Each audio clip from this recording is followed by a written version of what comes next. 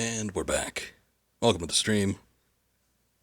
We're going to get back into Sekiro, Shadows Die Twice. Last we left off with this game, we beat Genichiro. I was taking a look back at that streaming portion. Man, that is a cool fight. Very nice stuff. And we had a bit of a lore dump, some exposition going on, some new motivations. Now it looks like we're seeking to end the divine... what do you want to call it? I'm trying to think of what is it how they phrase it? The something, I don't know. Basically, the resurrection stuff. Whatever Kuro's connection is to divinity and his ability to be immortal and bestow that upon other people as well. We're gonna look at severing those ties. And we're at a bit of a crossroads here. We've got three options before us that we can choose. I think I'm going to try and delve into one partially and then go after another fully. But there are some prosthetic tools that are still out there and still available. And I think I want to see if I can try to grab those so we could start getting into some of the upgrades. But anyway, let's go ahead and get things started here. And I'm going to switch over to the game and boot it up, and we're good to go.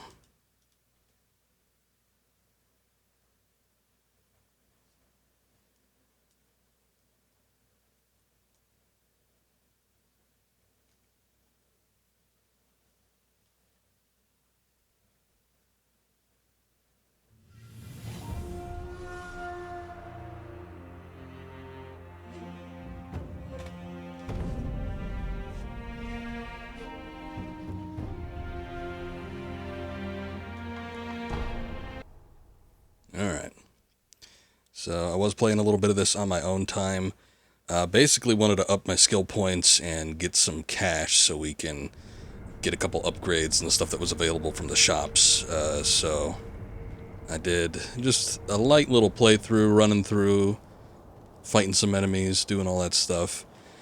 There are a couple notes, some dialogue that we missed. Talked to the sculptor once to upgrade tools and had a bit of a dialogue moment with him where Wolf thanks the sculptor for, I guess it comes out that he's the one that saved Kuro. So he thanks him for saving Kuro. Also, Black Hat Badger, who's actually down there. We saw him, he's the short little guy, he had the black hat, sells us some good tools. We got the anti-air death blow from him. But anyway, I purchased all of the goods from him, and he said he had enough money to move on to bigger and better things. He said he was going to move down to the Senpo Temple area, so maybe we'll see him there. And lastly, we talked to the... I guess you guys weren't involved. I talked to the information broker, and we didn't get to see it. I did comment on it before, but he did ask about what the people of Ashina need, and we saw the conversation where the soldier was talking about the salt and how they need it for wounds and purifying and all that stuff. And so he was able to get some salt, sell it at a higher price, and he's got some new items. I think the best one of which I already purchased from him, which was some kunai daggers from Lady Butterfly. So we can use that eventually as part of the upgrade. I forget for what exactly, the Sabimaru, something like that? Let's see what old Ishin's up to. Sekiro yo, fushidachi no tame, nani ga shiritai?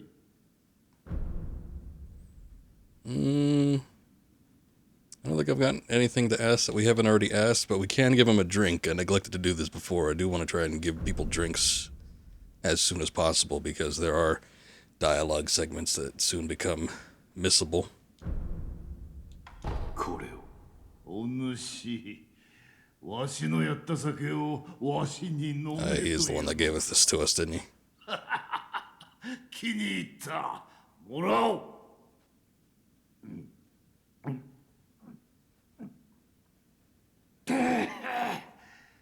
やはりこれじゃ。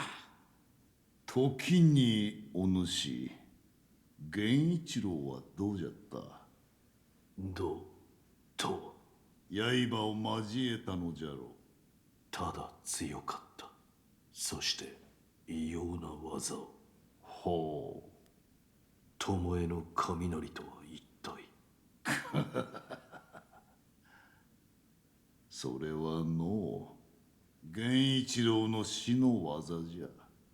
なかなかに面白かったであろう。死とは巴。あれほどの使い手はそうはおらぬ。まるで舞のようにあの女は戦う。あやつの瞳を覗いておると、皆そこに引き込まれるような心地がしたものよ。見惚れて切られそうになるなど、この一心長く生きたが、あのひとたびのみじゃ。All right.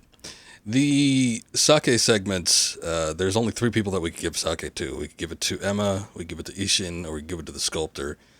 Basically, they create new talking points and a little bit of in-depth lore on some characters that we otherwise might not get. So it's usually interesting to talk to them. I'd say probably the Ishin and the sculptor are a little bit more interesting than Emma, unfortunately. Although she does have some interesting little stories too, but I tend to prefer to talk to them. But you know how it is. Tomoe, I don't think... I could be wrong, but I don't think she ever makes an appearance in this game. So, I don't know. But there certainly are a lot of references to her. But yeah, I don't recall there being any references or any like physical appearances of Tomoe. She might not even be around anymore. We'll recognize that. The Tengu mask and the cowl. Obviously, he was the one that commissioned us to eliminate the rats around the castle. And then eventually gave us the Ashina Arts scroll. So, he's sort of leading a little bit of a double life here. He's still capable, despite the fact that he's old and looks like he's being confined into his little room there. But yeah, he's still very capable in sneaking out and killing people. Oh, you know what? I was thinking about transporting myself somewhere. I think I'm just gonna walk down here.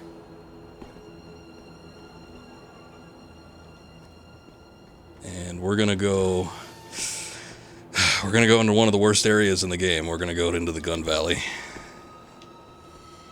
The old gun fort. Not my favorite place. What's up, Penguin? How you doing? Good to see ya.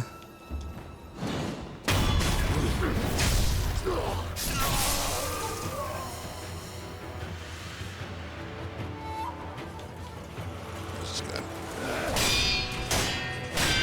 Looking in the wrong spot.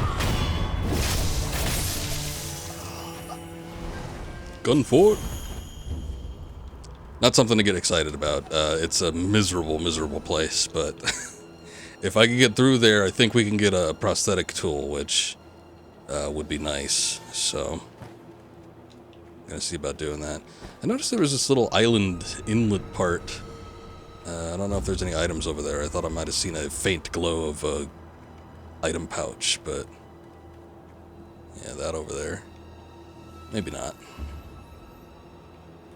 You need someone to hold. Okay. Well, if I could be there with you physically,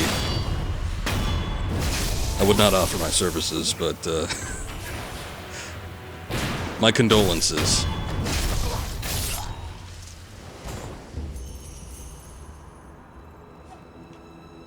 I don't know how to get over there, if I even can. I guess maybe we could jump on that and jump all the way down. That seems dangerous, though. But I don't think that's probably a good idea. Considering I'd have to go all the way back up to the top of the castle in order to do that, so nah. We saw a little bit of this earlier. I took a couple steps in here and then decided against going too far, but I did hit up one of the sculptor's idols, so this section is infested with monkeys.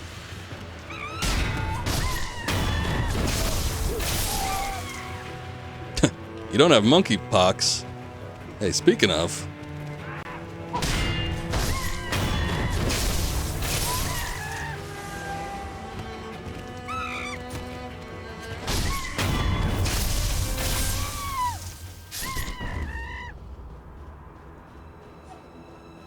Oh, the other thing I should mention is anytime there's a big event that occurs, such as fighting Genichiro, Ashina, time progresses in the day.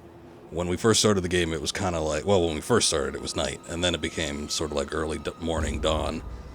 Now it's progressed to midday. Anytime the day changes in the game, there's also changes around the world. So enemy placements will be shifted around. There will be stronger enemies around. If you've fought any mid-bosses, sometimes the mid-bosses will be removed completely and be replaced with something much worse. So I'm a little hesitant about going down here because I think that there's going to be a mid-boss that's a pain in the ass to fight, but we'll check it out. Look at that. There's already a dead body here. Couple, in fact.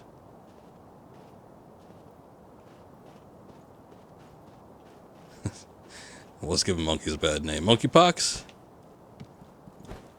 Yeah. What can you do? Voice crack. Oh, there he... Oh, wait, no. That's, look at that. That's actually not who I thought it was. I thought that was going to be a mid-boss, but it's our old pal, the Tengu. Oh, Sekiro ka. Super Star Wars, not today. If I do Super Star Wars, it's probably going to be on the weekend. ナイフのネズミどもよ。こやつらはどこからでも入り込む。切ってもキリがないわ。時に Sepponaji. 極めたか。Couple. Mastered a couple まだ techniques. 足りぬわ。関ろよ。さらにきれい。 Sounds exactly like Ashina. He's not pulling the wool over anyone's eyes. You know what the first symptom of monkeypox is? Let us in on the details. Is it going bananas? Is that where this is leading? or do you have a legitimate answer? I can't tell if this is going to be a joke or not. Oh, okay. A pounding sensation in your ass. Yeah, it seems like you contracted via certain means, but I get it. First symptom, eats indeed the big gay. Okay. First sign of monkeypox is ape escape. No. Nah, we don't need monkey jokes or nothing. 極めた。 I made the first one. We'll end it there. まだ足り。 Okay, he's got nothing else to say. I'm just checking. Alright. I don't think there's anything else here I can do. Oops. Okay, that didn't work. What the hell? So I've only played a couple hours of Ghost of Tsushima. I like the flow of this game better. It's much more direct. It's much more fast-paced. I also like the story a little better. Ghost of Tsushima seems like a very fine, like, detailed story. It's about revenge, which is fun. This one, there's so little and yet so much going on. It's typical From Software where you have to kind of dig to get into a lot of the lore bits, but it's very interesting. I like the inclusion of a lot of the, Japanese mythology and lore, and I just like the gameplay a little bit better compared to Ghost of Tsushima. Ghost of Tsushima is very technical. It's got the different fighting styles. A lot of I think there's like different weapons and other things you can employ. This one's very direct. It's about fast-paced countering, and parry stances, and it's a lot smoother in terms of combat than any other From Software game. It also has I don't know, I like the stealth a little bit better. It's very streamlined compared to Ghost of Tsushima. So people that are looking for something a little bit more technical or a little bit more, in-depth probably would like Tsushima better, but if you want something more streamlined, something a little bit more loose, this is probably the better game in terms of gameplay. But yeah, different styles. They are somewhat similar. They both came out around the same time. I believe this one was in 2019 and Tsushima came out in 2020. So there were naturally a lot of comparisons between the two. But yeah, very, very different styles of gameplay from what I've seen. But yeah, I like Ghost of Tsushima. I'm actually going to stream it soon. I want to get Sly 2 out of the way, and then maybe we could do Sly 3 and Tsushima at the same time. We could do like a past Sucker Punch game and a, you know, their most present game. And it would kind of fall in line because we're playing, you know, kind of feudal Japan era video games. So beer versus wine. If you want to look at it like that, sure.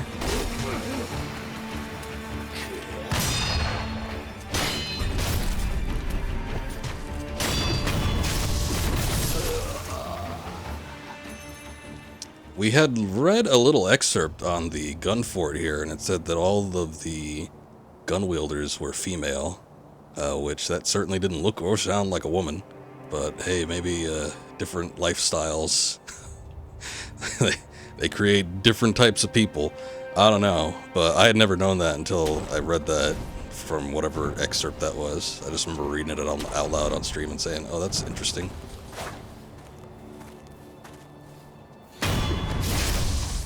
God did not see me whatsoever.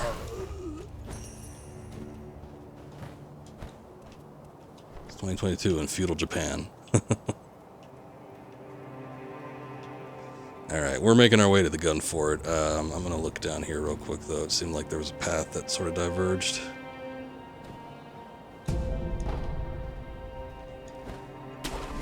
Ceramic shard. As I've been working through this game, we've been doing a couple things that I normally wouldn't have done. Been using items I wouldn't have used, like the Mibu balloons, of wealth and possession and all that jazz. Just so I could kind of get through things a little bit faster and accrue some wealth. Also, I'm trying to keep up with the stealth aspects a little bit better than I probably have been when I was playing it the first time around.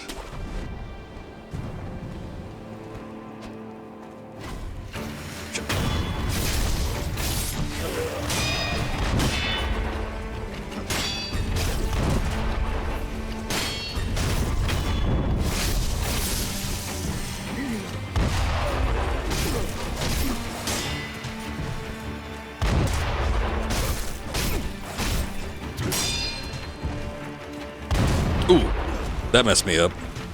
Little ridge on that cliff there.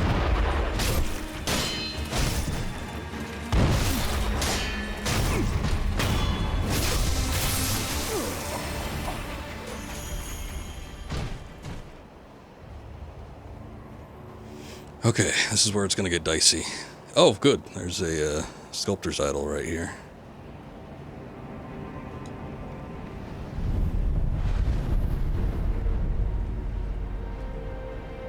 Okay, is there anything I can do? I picked up a couple prayer reeds in our last off-stream outing. And a handful of skills. I think the next skill I want, though... These Ashina arts are actually not bad. I picked up a couple of these while I was working through. I was getting some skill points.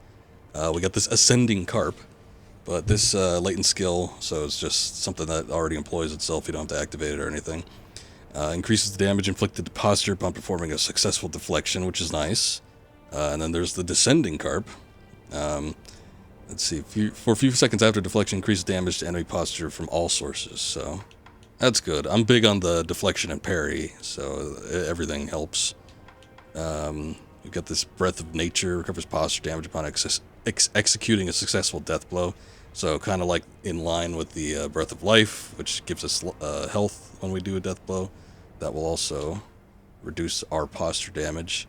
But these, or at least this one, Flowing Water, reduces the amount of damage to posture when attacked by an enemy with a sword. That'll come in handy, especially later on. There's going to be a lot of enemies that are going to be trying to attack us with swords of many types, and posture damage is always dangerous to deal with, so the longer I could prevent that, the better. But yeah, these Ashina art skills are actually better than I thought they were going to be. I thought they were all combat skills. Most of them seem to be latent abilities, which is nice. And then there's 2 combat arts down here, which I probably won't end up using, but I guess it'll be nice to have. How many skill points do they want for that? Oh, info locked, of course. Okay. And then we're close to finishing up these shinobi arts. Shadow Rush is the final one on that one. You need 6 skill points for that. It's nuts. Prosthetic arts, I haven't really seen anything I super like in that, aside from the increased amount of health that you get from your gourd, so. Hello, little man. 落ち谷の鉄砲取りで噂以上よ。備えなきは無謀であったわ。懐かしい先方寺の鐘が聞こえら。 Okay. And he's dead. So I was wondering where the little guys are from, because I know that there's some people, the rats, as Ishin likes to call them, are from Japan's interior military, or interior ministry. And those are like the invading forces in Ashina, but the little guys are from something else. I guess they're from Senpo Temple, considering this guy was talking about hearing the bells.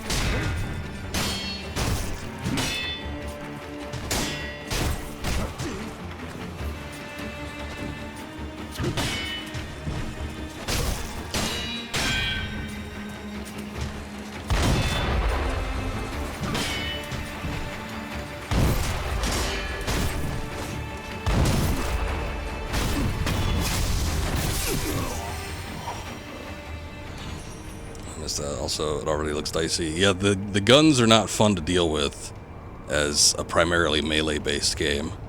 It gets a little hectic. The issue with diving into the gun fort here, though, is that everybody's got a gun. They're highly adept at sniping, and basically you can't do anything about it except run. So, Seb's next game, Superman 64. Oh god. Not even as a joke. Horrifying would that be? You see them shooting at us. Oh shit.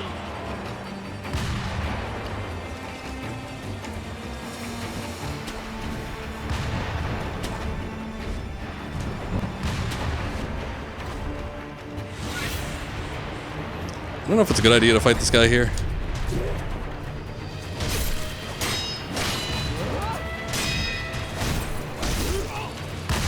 This one sounds like it might be a woman.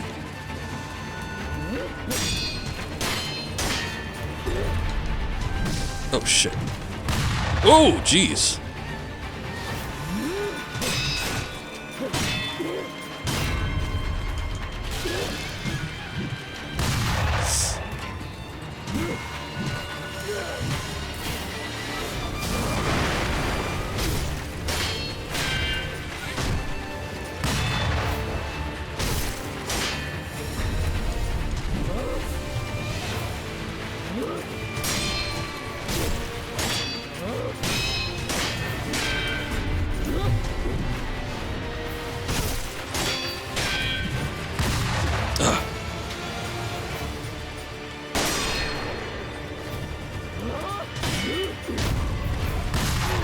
God damn. Okay, I don't know if I want to fight this one here. Oh shit.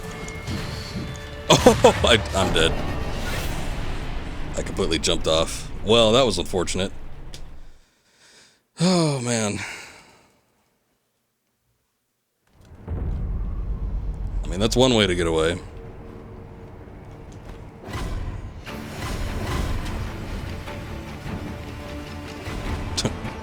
Top 10 accidental anime deaths. Kinda. Let's take another stab at this.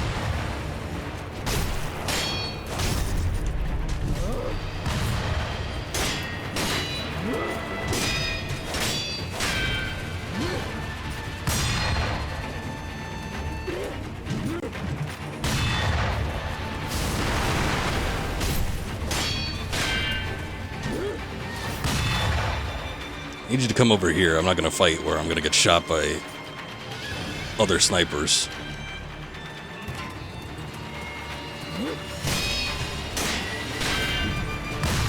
Oh man, that sucks.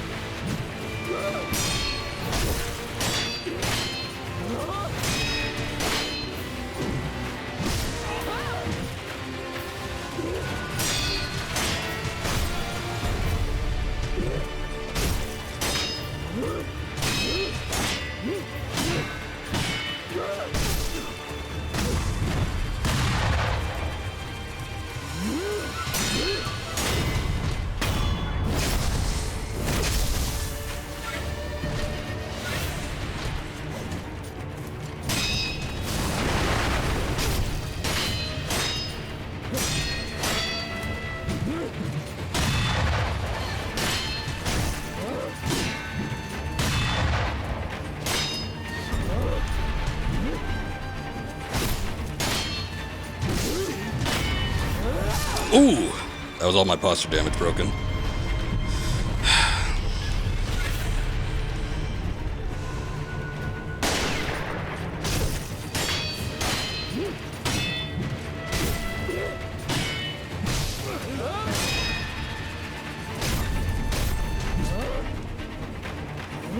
Almost jumped off the cliff there again. That wouldn't have been good. She breaks my posture damage like crazy.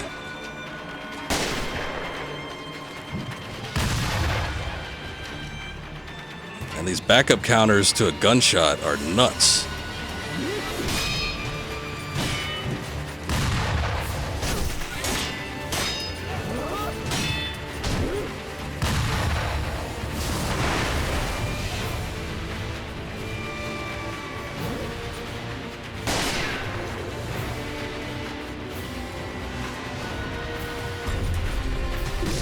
Oh man.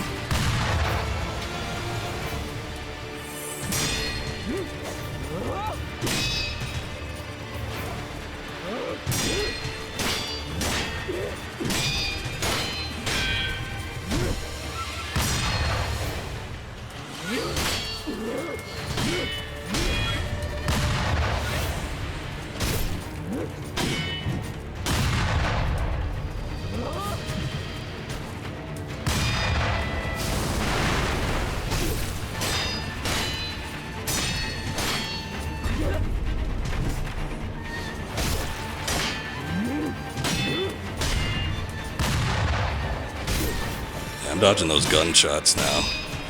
They're a little bit too much for me to handle. Jesus. Okay, we're not out of this yet. We still have to get through the rest of the gun fort. Oh, man.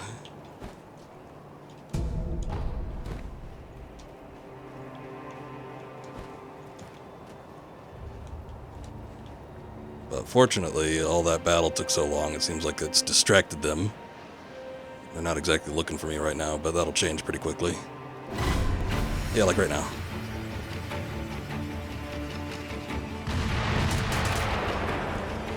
Oh, shit.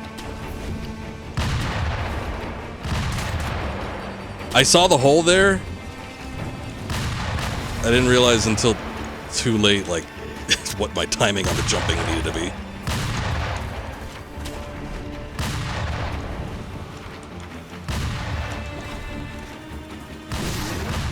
Okay, I need to get through here quick. Quicker. Quicker. Didn't mean to do that, accidentally hit the trigger button. Oh my god!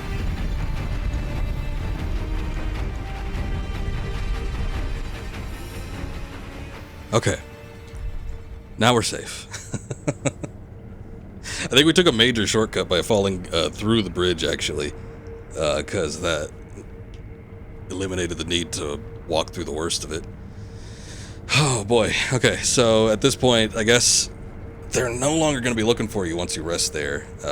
So we can go through kind of undetected, not Really? I mean, I could go through and backstab a couple people, and hopefully that'll not cause too much attention. But they're gonna have to, like, stop looking at us for a little bit here. It's the worst fighting ranged enemies when you don't really have a means to fight back except close in on them. I could throw shurikens and stuff to kind of distract them, but it's not going to stop them for long. I maybe could block a shot if I time it right, you know, provided that they actually stagger or something, but I don't know how well that's going to work.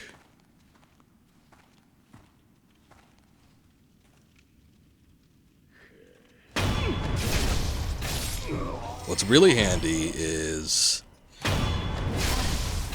there is a ninjutsu technique that's called puppetry or something, where you can actually mind control enemies, and getting one of these ranged fighters under your control is actually pretty damn handy, because then they just start shooting at everything.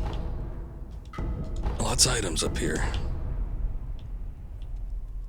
Yellow gunpowder. Skipping through a couple of them. I think that was the only new one, but that is an upgrade material we could use. Oh shit, I remember something about this.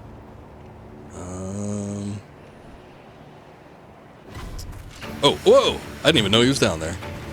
Or right next to me, actually.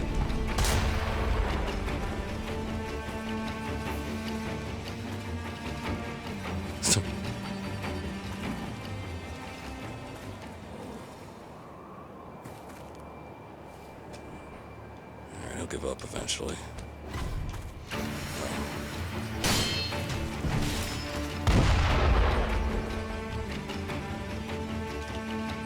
I didn't think he'd see me grab onto the ledge. He'll give up in a second. They have this place booby-trapped too. I don't know that there's like these little ground traps. I don't know that they damage you, but they alert them to your presence. So you gotta watch out for that. Oh, fine. You're gonna come all the way over here. Jeez.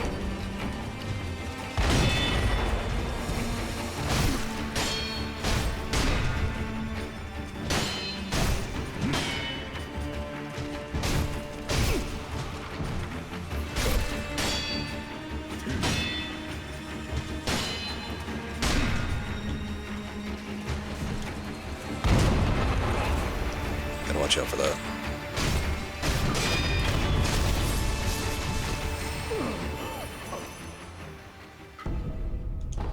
Yellow gunpowder. So these things right here that are kind of laid out with the hay, when you step on those, they make it's basically a noise maker, I think.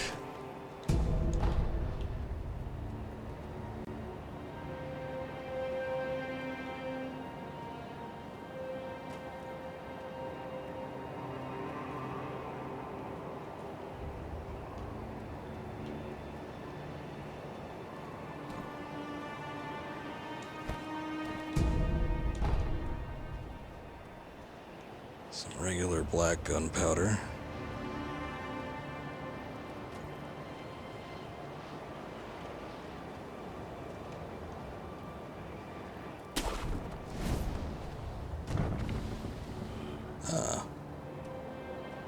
Thank you, Hakiri. I appreciate the lurk. These guys stay so still. It's hard to actually keep track of them visually. Scrap magnetite.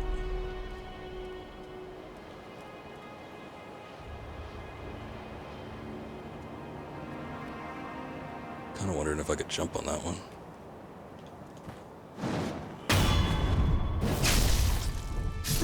Yes, I can.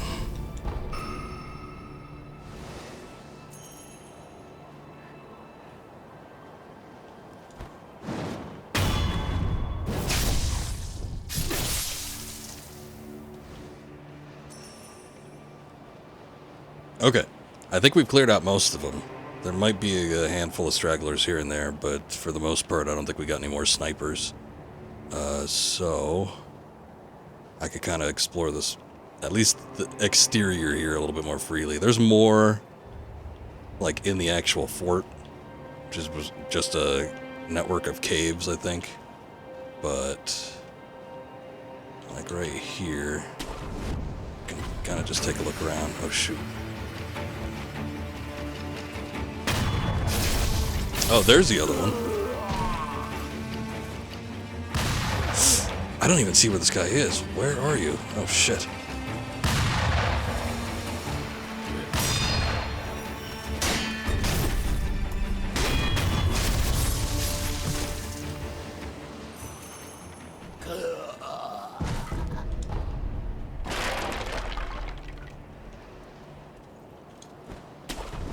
Alright. Now I think we're clear. The biggest thing I want to take a look at is back across the bridge. I think there's a couple items over there.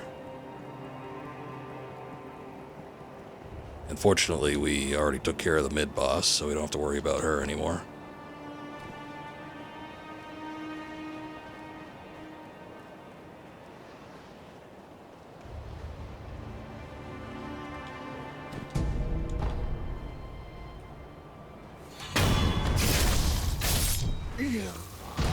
One other straggler. Nice thing about all these guys is that, or girls, I guess is the case may be, they output a lot of experience points, so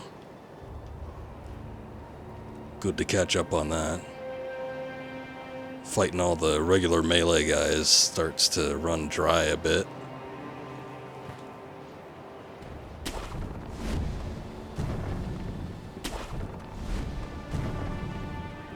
That was like a grapple onto? Oh, that's going back. Right. I guess that's it. I thought there was more over here. Like, I thought there'd be a chest or something, especially if it was guarded by a mid-boss, but I guess the prayer bead is your reward for that. So, whatever. I'm still fairly certain that there's a prosthetic tool around here that will be handy in the area that I want to explore a little bit deeper.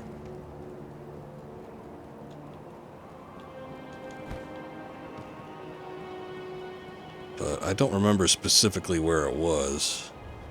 I got a decent memory when it comes to some of this stuff, but yeah, the majority of it's going to be pretty spotty.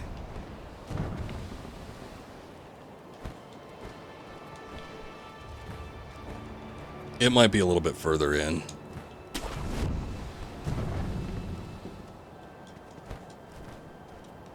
Alternative path over there. I think that takes us to that little ledge. Probably would have been a little safer.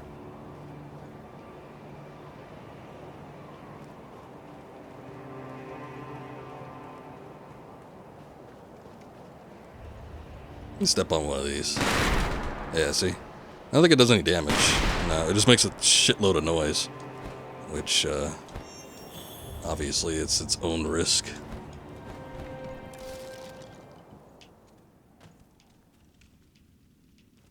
Alright.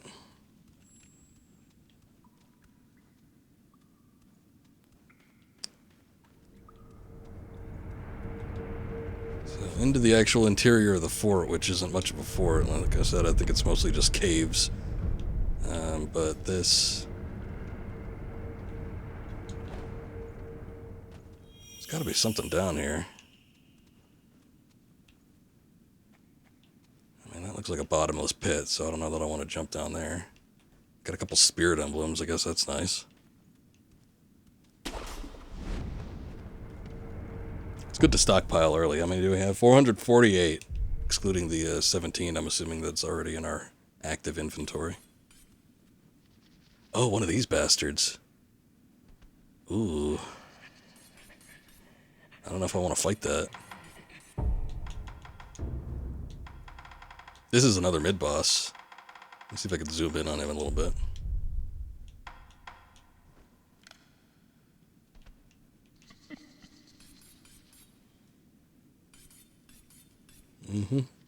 Got Got them Wolverine claws and everything. What is that? Your guess is as good as mine. I think they're monks. They have some sort of attachment to the Senpo Temple, which we fought a few of them, but these are like particularly far gone ones. I don't think they're related to the gun fort. So it's kind of weird / interesting. Boy, I remember fighting these things. There's something about them. I think you have to like constantly counter. Is the trick? Yeah. And then just deal posture damage.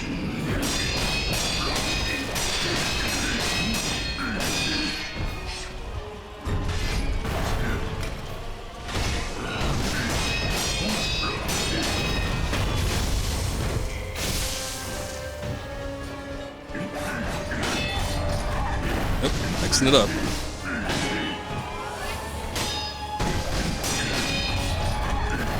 Problem with this guy, shit, is they don't give you a chance to do anything else.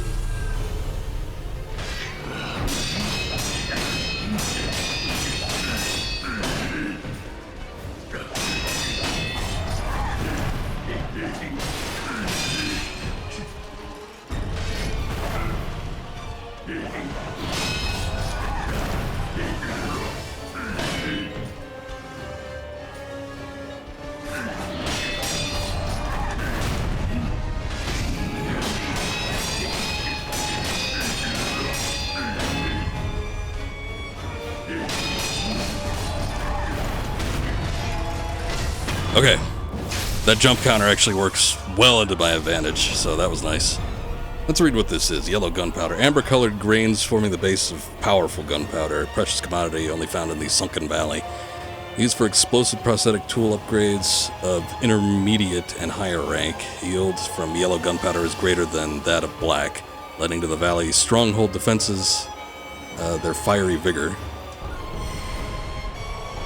Oh, we got another prayer bead, which gets us 4, so I can upgrade my health now, too. Ah, that's the prosthetic tool. Okay. Makes sense. So this is the large fan. Large fan made of dyed red Japanese Aurelia leaves. Can be fit to the shinobi prosthetic to become a prosthetic tool. Fanning it creates a large vortex of wind, spiriting away those it catches. Divine abduction through an 8-handed fan. Once is fine, but twice and you'll never return. If abducted, we'll head to Mount Kongo at Senpo Temple. We'll perform virtuous deeds.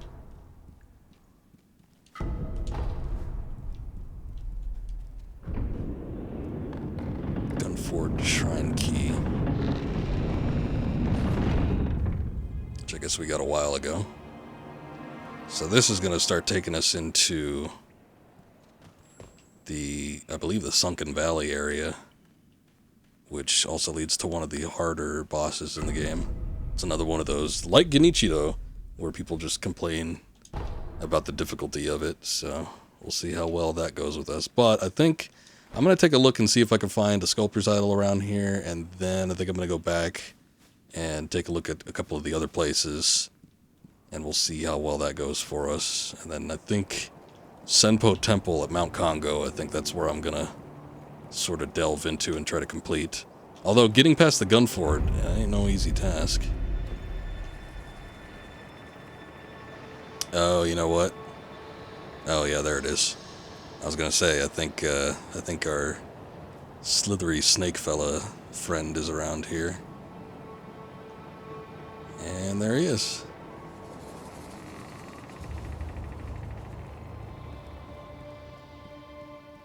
You know what, thinking about it, the sculptor's idol is pretty close, right? Yeah, it's just right there. That's not bad. Okay. So I don't mind leaving it at this one, because if we go down to that valley, that's just going to lead into this big to-do, which I don't think I'm necessarily ready for at this point in time. We could do a couple things, though. Let's go ahead and acquire a skill. Yeah, reduces the amount of posture damage when attacked by an enemy with a sword. I want that one. I'll work my way to the others, see if I can get that Ashina style probably all the way through. probably be the first one that I complete. And then we can enhance our physical attributes, increase our health.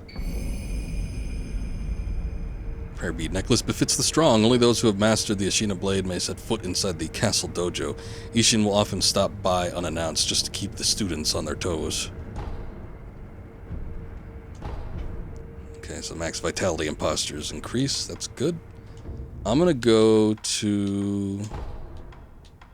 Where is that? Not that one. The bottomless hole. I'm gonna see if I can talk to that samurai, because I think I want to direct him to the surgeon that we met a couple streams ago.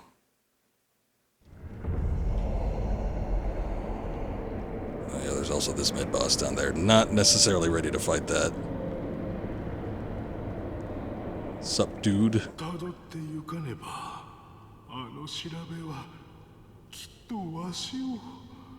This guy already seems kind of far gone.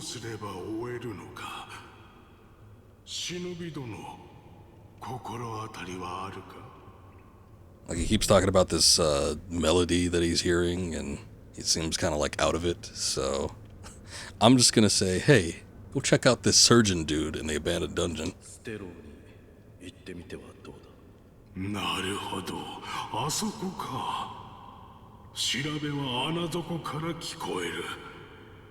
ステローのどこかから降りていけるやもしれぬな。ああ、ステローですな。わかり申した。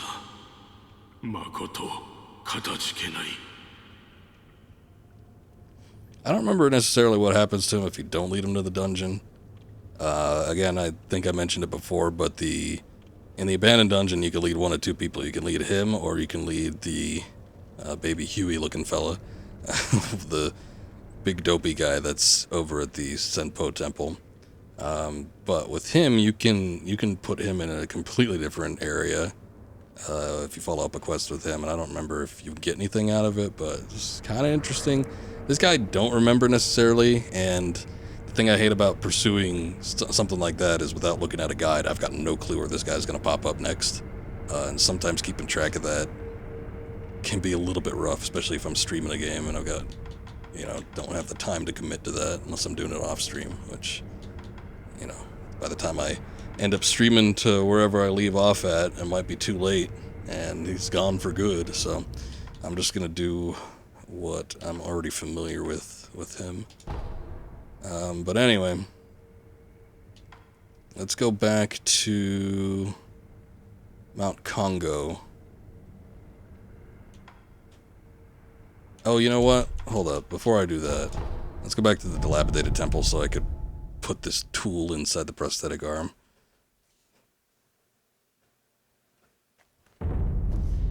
Because this tool actually can help us out at the Senpo Temple.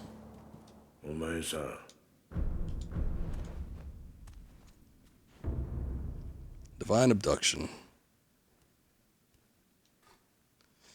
So we do Gathering Vortex with the right trigger while using Gathering Vortex. Press RT again, I guess. Divine Abduction. Release the winds around the enemy, making them suddenly face the opposite direction. Aside from certain strong enemies, they will lose sight of you and be vulnerable to a death blow. So that might be nice. Can we do any upgrades now? Can upgrade the fan already. Can be waved twice in succession. It's a mild sort of being spirited away that can be returned from quite quickly. However, it's said that one can only return from being spirited away once, and if taken again, there's no coming back. So, same thing. Gathering the Maelstrom. Making them face in the opposite direction can be released twice. Okay, well, let's do that. What's preventing me from getting... I'm guessing it's money. Oh, yeah. Let me go back to the first page. Everything needs 600. Shit.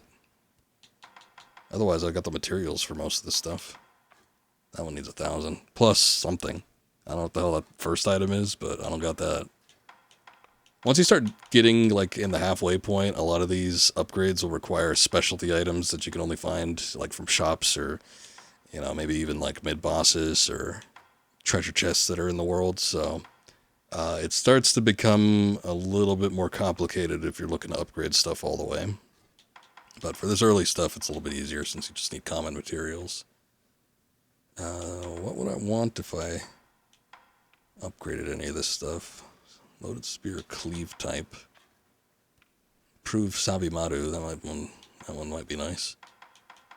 The long spark, I use the firecrackers a lot actually, so might be worth it just to put it into that one.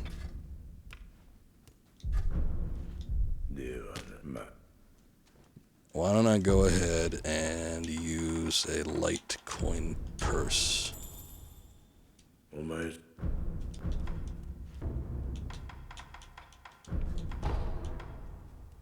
I still have materials enough to upgrade the Sabimaru if I wanted to. I just need the money. Not gonna worry about it right now though. Maybe I'll do more off-stream playing at some point and see if I can gather some money.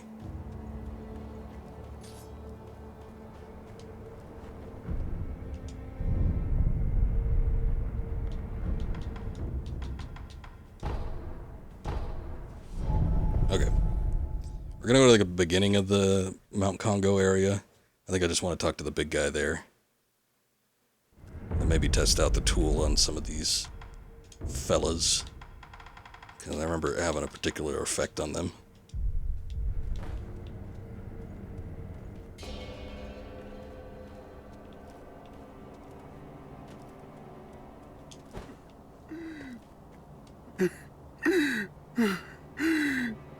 Minaに置いていかれてしもうた。真っ白いお花をどこにあるんじゃろ。Oh, okay, I guess we have to deliver the pure white flower to him. Considering that he was talking about the little pinwheels before, though. It might have something to do with that. Oh, it's the Black Hat. Okay, so I did mention that he said he was going to go into the Senpo Temple area. I guess this is where he went. おめえもこの寺に来てたのか。お前は野暮用って言っただろ。ここで何をしている。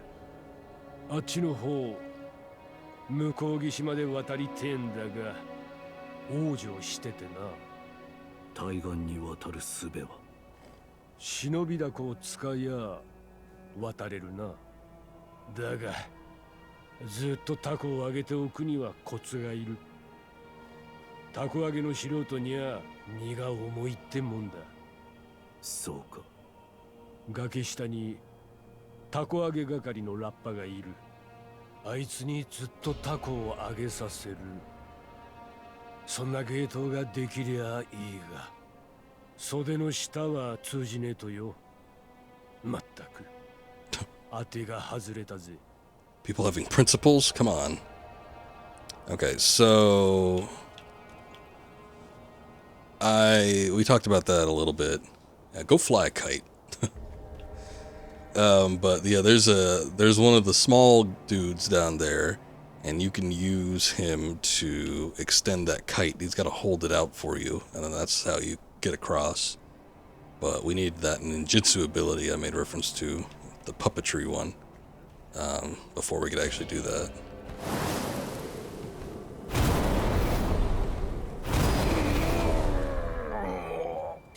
Oh, there you go. Okay. I remember it being shot out like a projectile. I didn't know that it was like a whirlwind that envelops you. So I guess I need to get used to that. But for whatever reason, there might be something in the description here. I guess not. Okay, so for whatever reason, with the monks here at the Senpo Temple, it just disintegrates them. I guess I get spirited away. But if you use it against regular enemies, it just turns them around, and then you could do an easy death blow on them.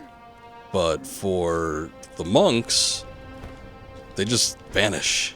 They get spirited away. And where they go, who knows? Unless there's some bit of lore that tells us where exactly they went. Which might be, I don't know. Anyway, there's going to be a number of monks in the upcoming areas, so it's going to be handy to have that on hand, maybe. Just depends on how badly I get attacked by all of them, or how poorly I stealth. Alright, So we came here earlier, I went to this sculptor's idol, and then I said, okay, that's enough of this area. But basically, we're just going to be ascending Mount Congo. We still need to get the actual Senpo Temple. We haven't gotten to that yet. I guess we've seen temple-ish areas, but I think the main one is through the canyon here.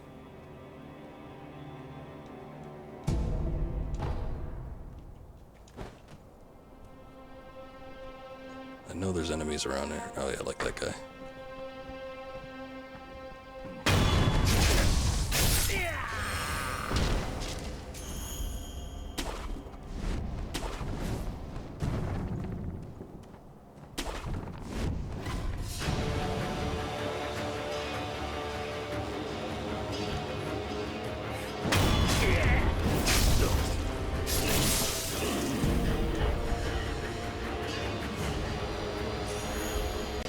Oh, that's his hat. I thought one of them was coming up the cliff, but no, it's just his hat falling.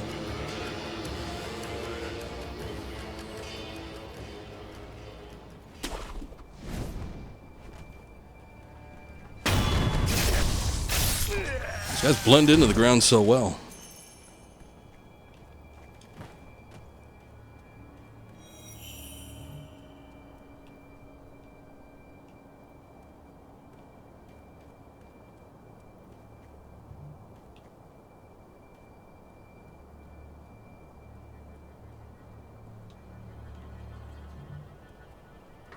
Oh, he's up here. Oh, did he jump down? Oh, he jumped down. Shit. I guess I'll leave him. It's not really a benefit to killing him.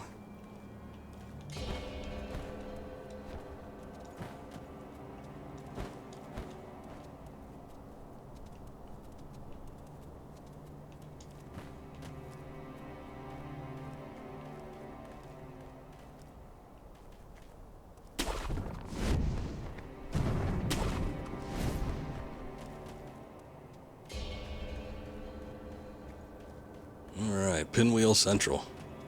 A bunch of little Buddha statues around here. I don't remember the significance of this. I think it had something to do... There was something going on at the Senpo Temple where there was a lot of children that were abducted here. Red and white pinwheel. Small pinwheel made of red and white paper. Found about halfway up Mount Congo. The red and white pinwheels simply spin round and round. Everyone is right here. Okay. Well, if you say so, game. But anyway, all these little sculptures here, I don't even know if they're Buddha. I don't think they're supposed to be, but they might be representative of the children that disappear here. There's some sort of lore. I'm sure we'll find some sort of item that'll let us in on it.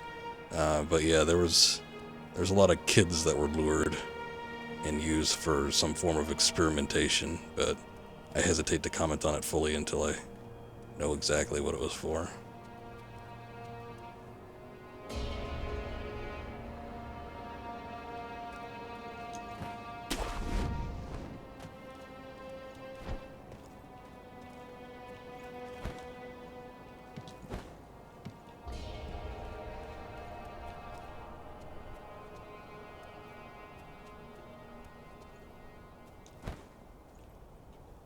Okay.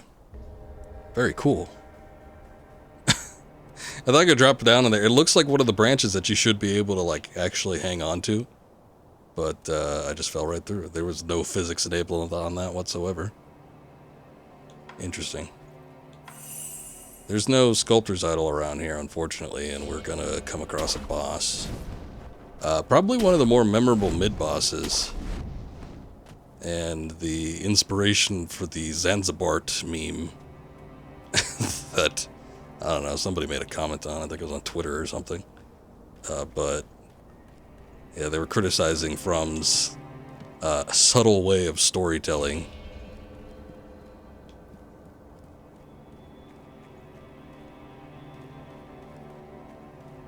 Just check and see if there's anything else here.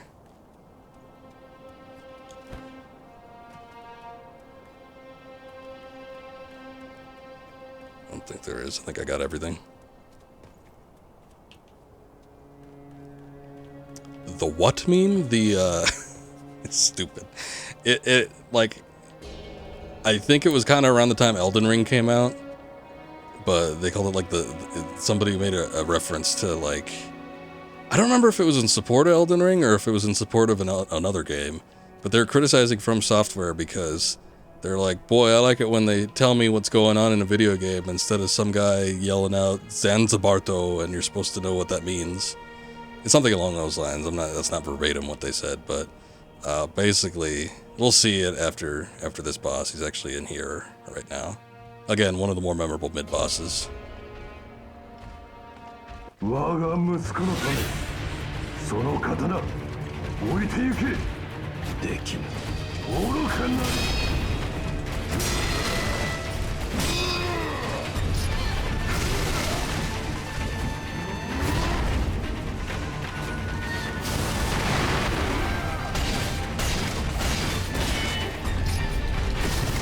Oops.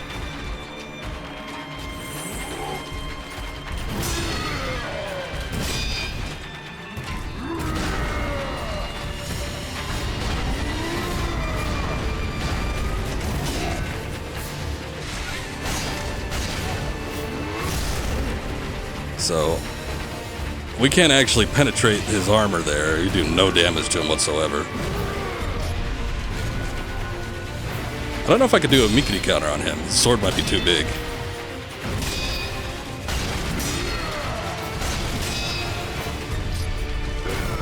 Oh, I can.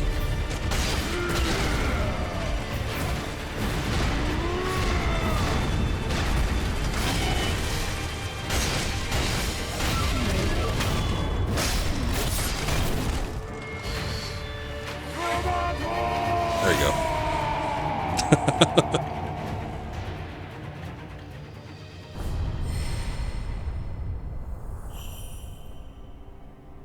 And that was it. And we got a prayer bead. Nice. Yeah, that massive thud at the end. All that armor come crashing down. Latent skill recovers posture damage upon performing a successful death blow. Oh. So I'm assuming if we get the Ashina one, that just adds to it. Well, that'll be nice. He can be tricky. I mean, again, this is a product of me having played the game already, but he can be tricky if you don't really know what to do, or if you're not very good at parrying. But yeah, you basically have to get his posture damage high enough. Or I suppose you could just kind of lure him to the edge there, but you have to get his posture damage high enough where you could do a death blow, and basically just kind of push him in the direction of, you know, an open hole here. You can't actually open the holes. You have to kind of let him attack you and swing wildly until he can open up one of the walls, and then you basically just have to push him out of it, preferably with a death blow. But I think I remember doing it with just the standard attack and just constantly attacking him, and then eventually he just falls out on his own. Welcome back, Penguin. Yes, the death blow. There's no job at the end of that. It's just blow. But we saw when he falls, he screams out "Roberto!" And that was enough for somebody like on Twitter or whatever to criticize it and, you know, mock it by calling it Zanzibart. But he's got something. Obviously, when we first started the battle, thank you for the lurk, Magnus. Appreciate it. Welcome. When we started the battle, he said, "For the sake of my son," so we can surmise that Robert is his son, or Roberto. I want to say that there's another bit of lore somewhere attached to an item, maybe, that kind of explains a little bit more in depth what his deal was. But for what I can recall, basically, he's just a fully armored knight that's protecting the Senpo Temple, because I think his son was taken here, and I don't know if he was sick or they promised some sort of something or other to him, but yeah, he's just basically the gate guard. But anyway, he's dead now, so that's that. There's a handful of items over here. I think we'll probably sort of dig through this. There's a lot of enemies, though, and stuff we haven't seen yet, so it's gonna start getting a little hectic. We've seen plenty of wolves, though.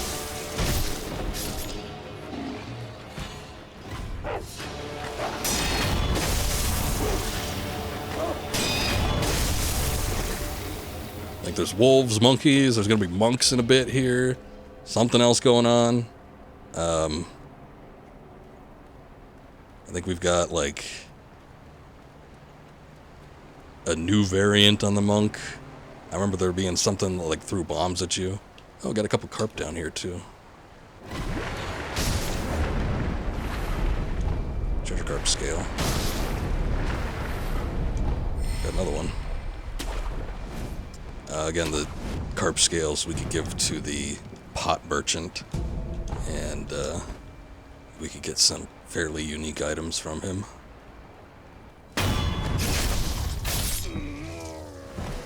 I'm surprised this guy didn't see that.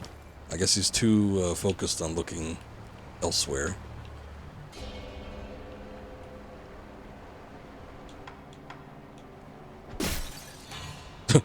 Who did that? Oh, he saw me.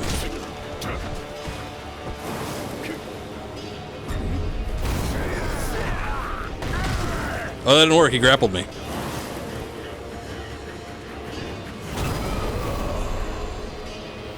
There we go.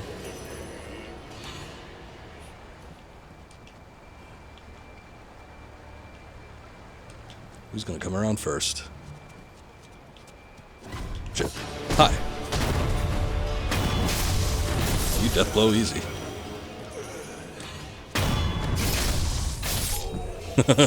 Hey, I think that's one of the bomb throwers. He's got like weird little paper things on his belt. They chuck like these fiery spinning bombs at you, and they descend to the ground very slowly, but they make a huge explosion. So maybe we'll get to see one.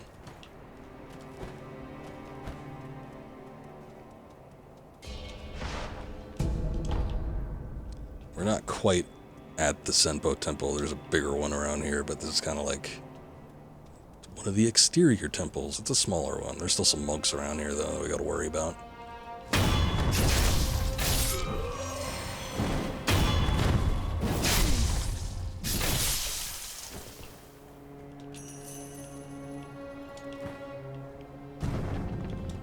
We'll kind of notice as we peruse the temple grounds that there are a lot of dead bodies around here, too. I believe it was Ishin that was talking about the degeneracy that the monks at the Senpo Temple participated in, so this might have something to do with it. I don't know what the hell the problem is. I don't know if they're just like killing people or if there's some sort of means to it, like there's sacrifice stuff going on.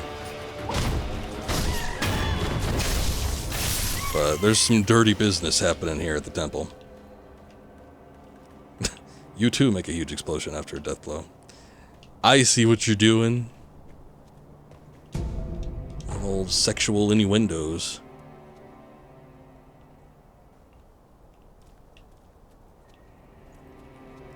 I think there's more monkeys. We gotta watch out for those guys. They can swarm you pretty quick. More dead bodies. There's a monkey. There's a big guy. Oh, come on, monkey. I'm gonna throw a... Got so many prosthetic tools now. I'm gonna throw a dagger at you. That's not what I wanted. There it is.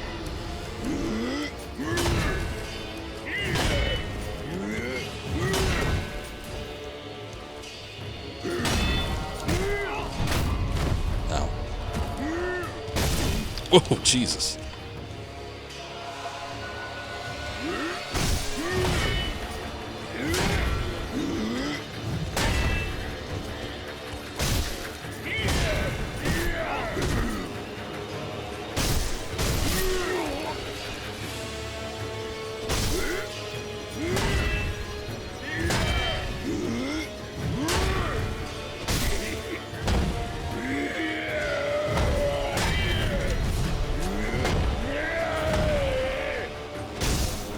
Tie yourself out there. That's probably the hardest time I've ever had countering these guys. Could not get that timing down for him. Got a persimmon. Red, ripe persimmon ready to eat. For a time, allows one to recover posture even when attacking or taking damage. Ashina persimmons are particularly nutritious, perhaps because of the trees they grow in such pure water. First ones become blood. Blood becomes rice. This may help. Wait, this may be of help to one short of blood. I see. I think that comes into play a little bit later too. Well, I know it does because you need to give them fruits to somebody, but we haven't met them yet. Shitload of dead bodies around here again. Heavy coin purse. The opposite side of the bridge over here, we've got those super monks with their staff-bladed weapons. I do not like fighting two of them at the same time. That's sometimes a little bit more than I can handle. Oh hey, there's a whole tree over here. I didn't even notice that. Can't shake any more loose. But yeah, fighting two of them sucks, but fighting them one-on-one isn't terrible. They do super wide sweeping attacks, which sort of sucks. It's hard to keep track of them. But in line with that, they do a lot of jumping stuff too, which the jumping, now that we have the anti-air death blow that we got from old Black Hat Badger, we can actually take them out pretty easy. They just need to open themselves up to that kind of attack.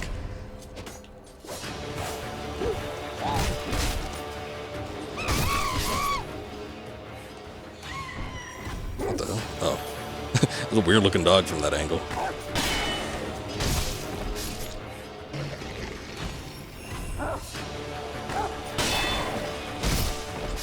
Let's play rock, paper, scissors. Okay. I don't know how we're supposed to do that through chat, but alright. Since we're playing a Japanese styled game, what about Janken?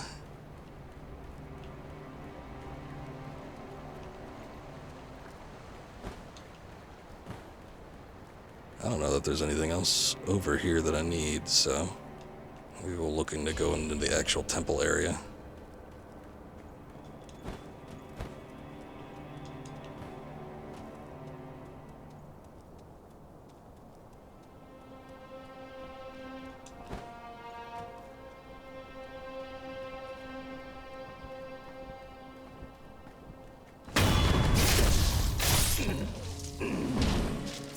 Good, nobody heard that. I prefer it that way.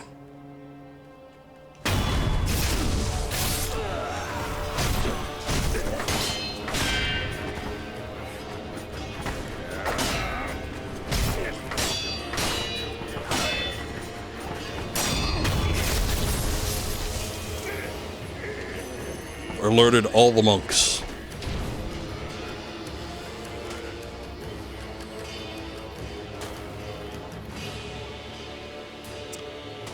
Rock, rock, scissors. Oh, that's a shame, because in my mind I was thinking paper, paper, rock, so guess I win that one.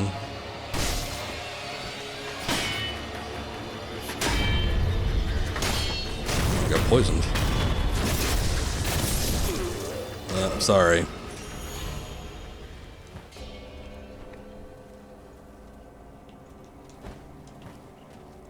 Do I have... I should have some sort of antidote, right? Yeah. Oh, you got me that time. I was thinking triple scissors. Alright, so we're even.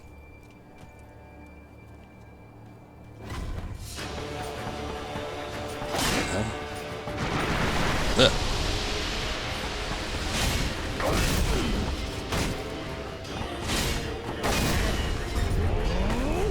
Yeah.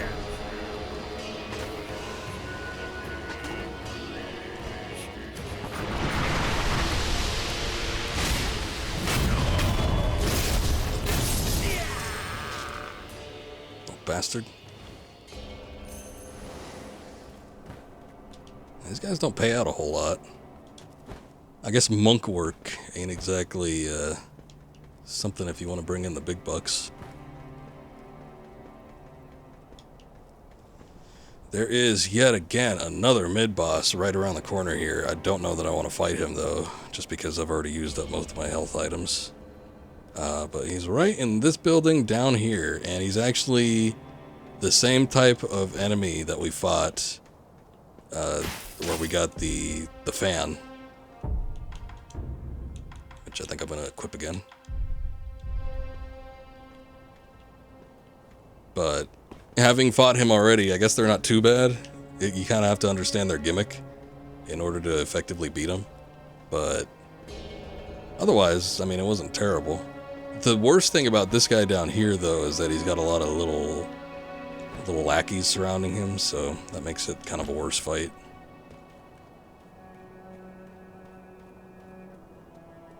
We've got the monks in here. We've also got another one of those undying fellows.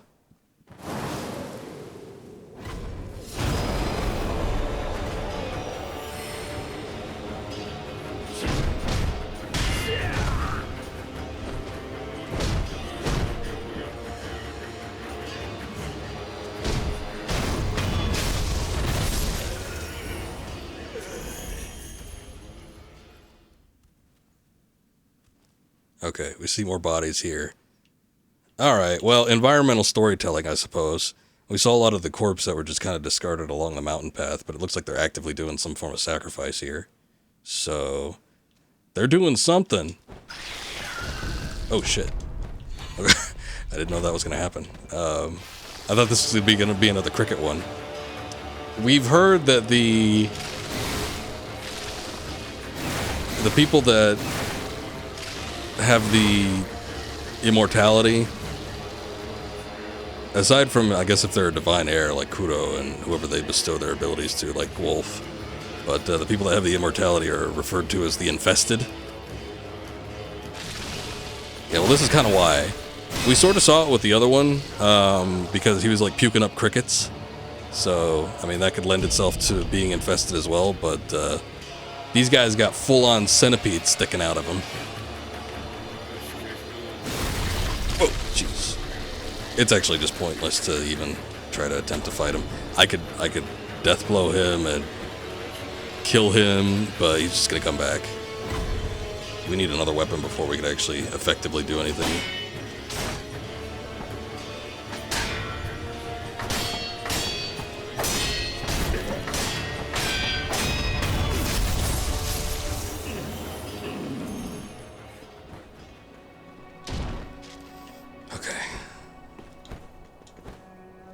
Come all this way. It's actually not too far, I guess, from the previous sculptor's idol, but we still got a long ways to go before we find another one.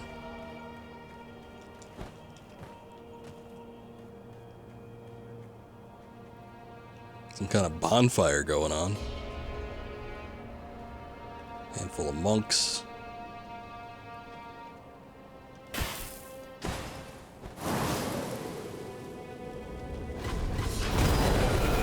See you guys.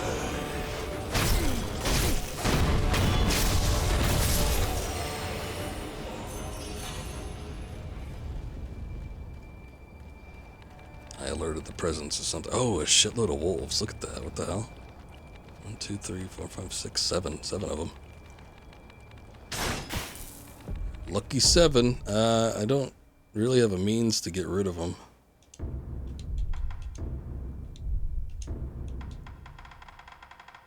Trying to think of what I could do here. I think I could use a spinning shuriken.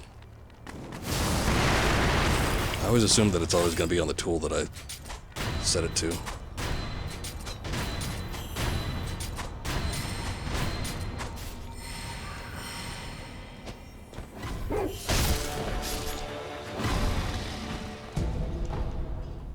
Oh, that's all it was? Meeble Balloon of Spirit? That wasn't worth it.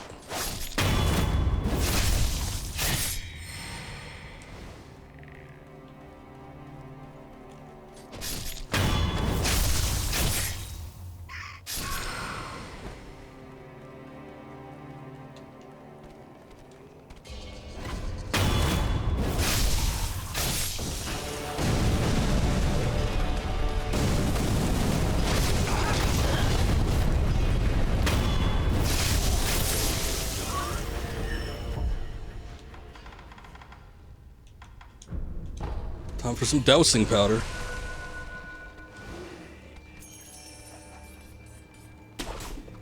Okay, let's take a look here.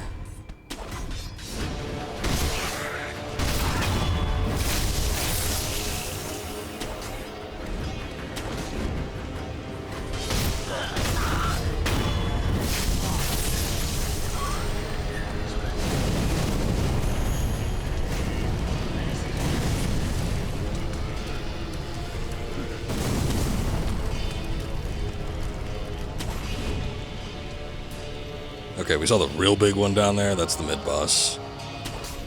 But he's also got a couple little friends accompanying him, so that's what makes this one a little bit worse.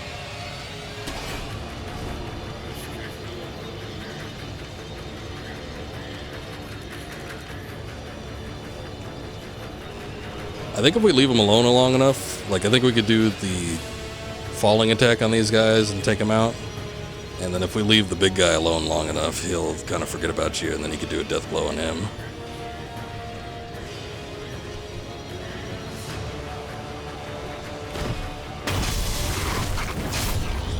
But I'm gonna try this.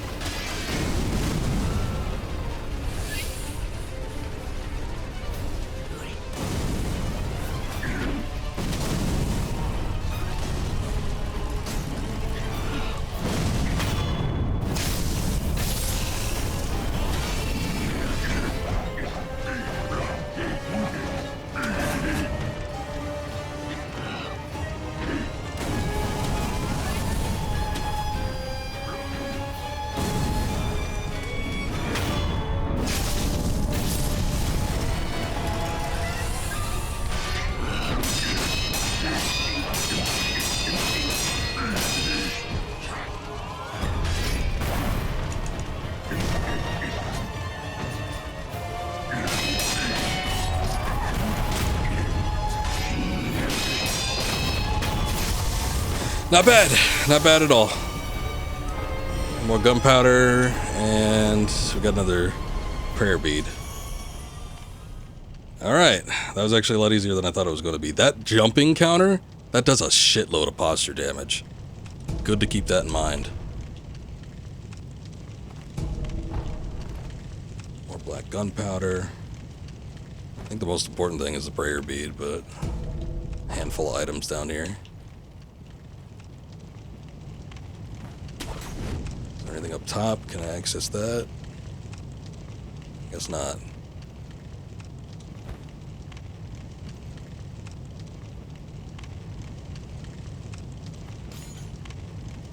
This little bell. Ugh. There are monks down here. And there's just like filth lining the temple floors. With bugs and all sorts of gross things swarming around the area.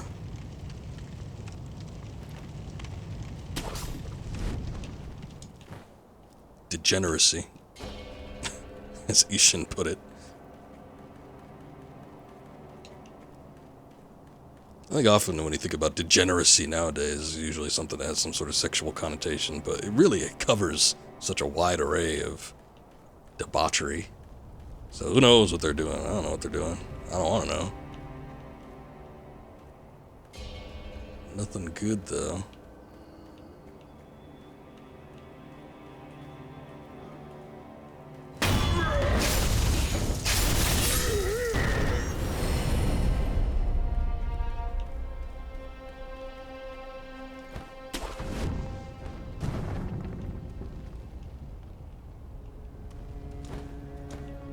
Way to get back on top of that.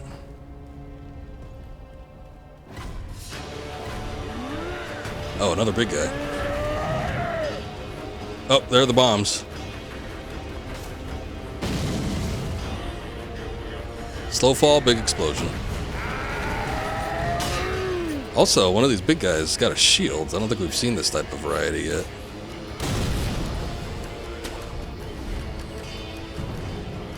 Whoa! I didn't know I could throw him up there.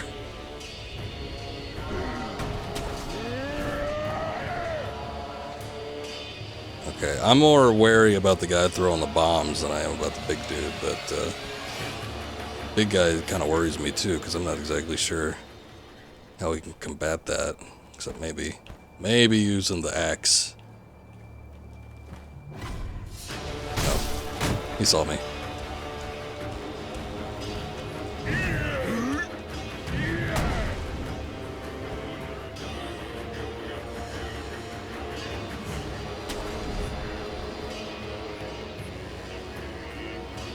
To head to the theater to get your money's worth on your chest. It's the last of the year. What? Let me read that the way you wrote it. You have to head to the theater to get my monies on my chest. Was the last of the year. Okay. Explain.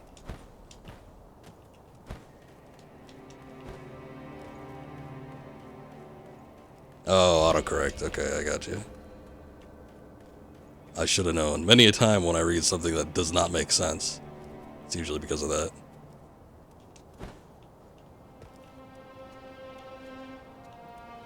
Where'd they go? I wasn't gone that long. Oh.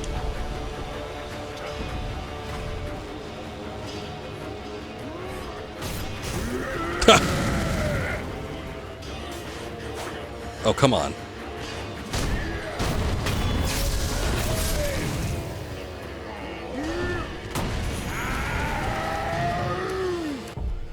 You just kept hitting recommended words. That's what you got. Okay. Guess if that's what you want to do. I don't know if Divine Abduction works on this guy, so I'm going to see if I can beat him with the... It's either you have to use the loaded axe or you have to use the loaded spear, or you got to use the axe. I'm not too sure which one it would be. Guess not the axe.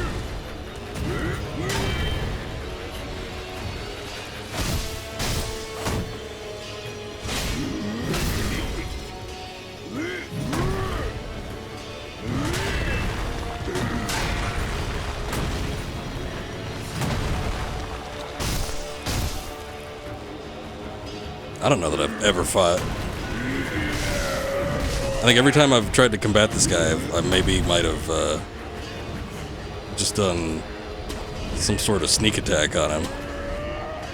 Because I don't ever remember fighting that guy.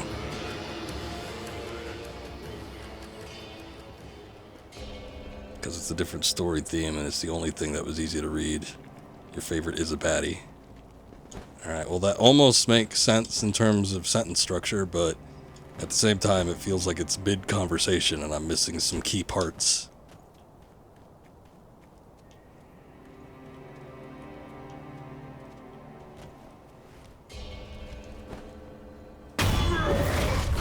See ya, asshole. Scrap magnetite.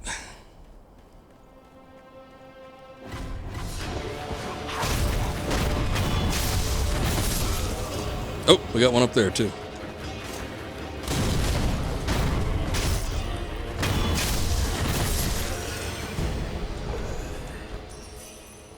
Gokhan sugar.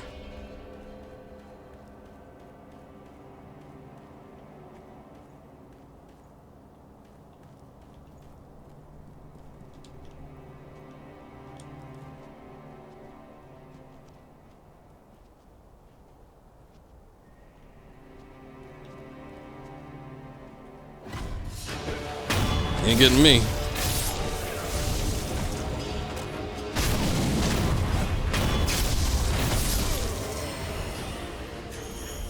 People are the worst streamer in a year, and they are you going?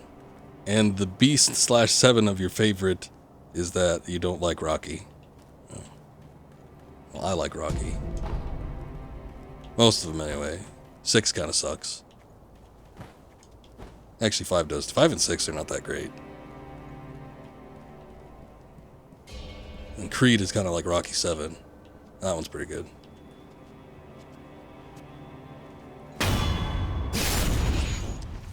Think that guy liked Rocky?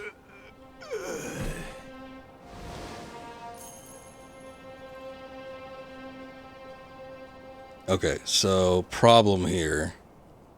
We've got a load of these types of monks, and I'm not too keen on fighting these types of monks. They're a handful. I think we might be able to circumvent them. I might be able to lure one to me if I throw like a ceramic shard or something, but I might be able to circumvent them by going through the middle here.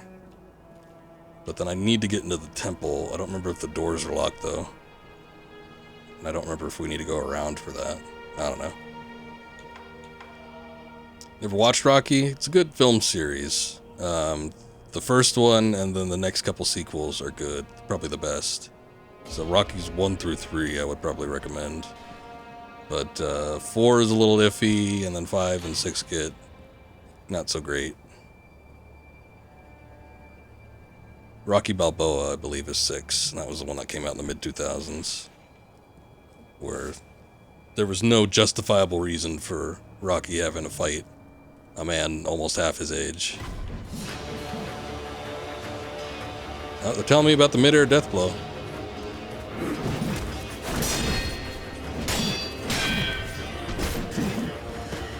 Oh, shit. Oh, shit, though!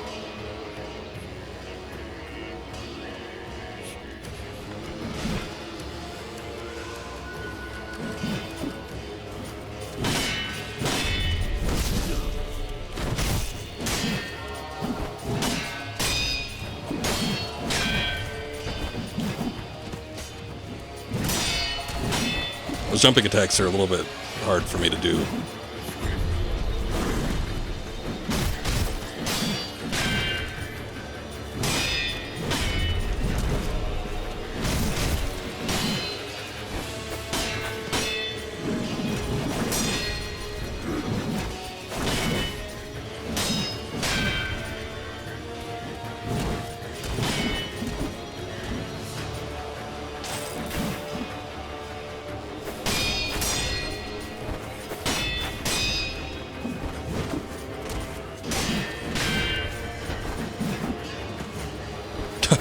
Is Rocky as good as Disney Star Wars?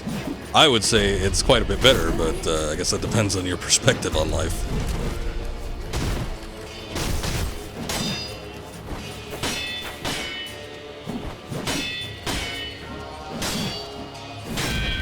I'm sure there's a handful of people out there that think Rocky is nothing but a testosterone-fueled paternity, I don't know, man's world's viewpoint on life that is from a dinosaur age and shouldn't be looked on fondly, but they're nice films.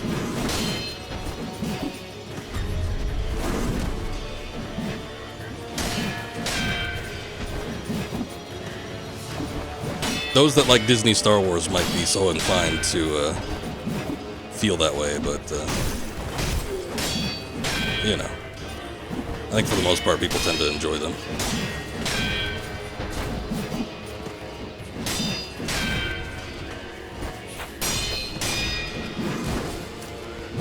Ah, there you go. See? Mid-air death blow. That award goes to Predator. Well, I'm sure there are people that feel that way about Predator as well, but I feel like the same people can probably apply that to anything where you have some form of masculine male lead.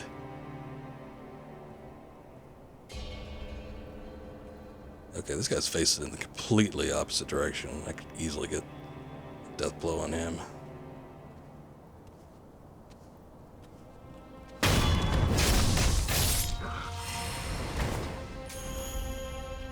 I don't think I need to worry about that guy, actually.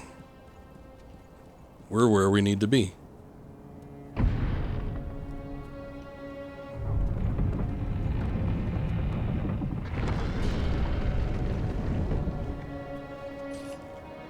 And we get our sculptor's idol. Those people are no fun, you're telling me. Okay, before we get into any major plot elements here, let's see about getting some items.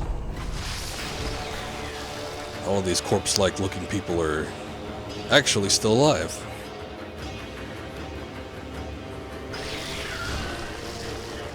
And they have bugs crawling out of them. Nothing's more masculine than Kevin Hart.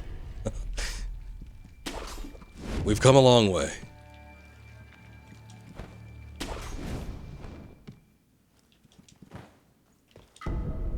Dragon's blood droplet. Interesting. Have you ever read the description on this? Store the power of life to those who have been drained of it by offering this drop at the sculptor's idol with the recovery charm in hand. Okay. In turn, all the afflicted with dragon rot will be healed. The incessant coughing must cease. I think I have. It's been a while since I picked one up, though. They're few and far between, especially if you pick them up from the world.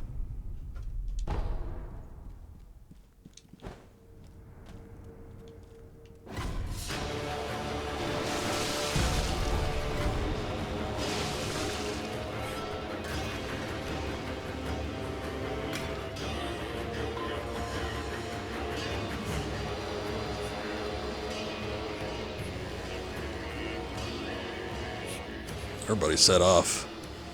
Even this guy. Here's all that commotion going on. Okay, again, we don't really need to fight anybody here. Those guys will scoot around on the floor, and maybe one or two of them will spit out some bugs. Like that. But, overall, nothing really to be concerned over. Here is what we're looking for. You know what? If you come here earlier, which you definitely can, you come here as early as when I started to go into the Senpo temple area. But I remember when I streamed this the first time, there was a monk here that was basically dead. He looked like a corpse, but you could actually talk to him. He wasn't so far gone that he just immediately starts attacking you. But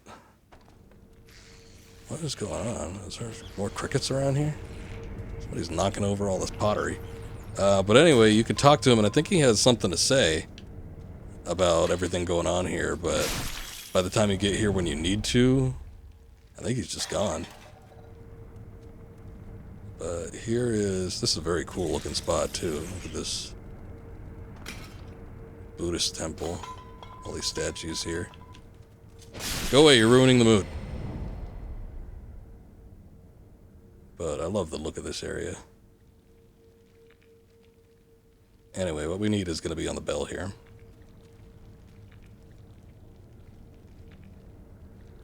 Is this another auto-generated sentence? She look at me like you're a girl. I don't know what to say to the gym guy. Or is that a Kevin Hart line? Hard to tell.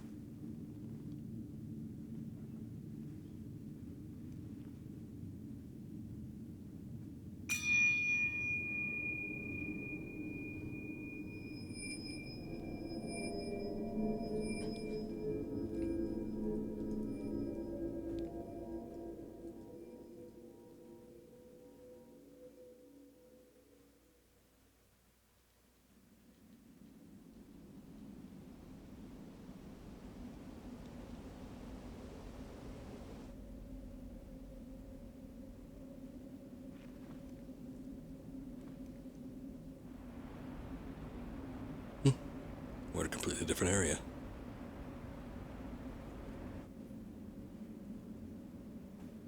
Sarga 3匹。1つは空か。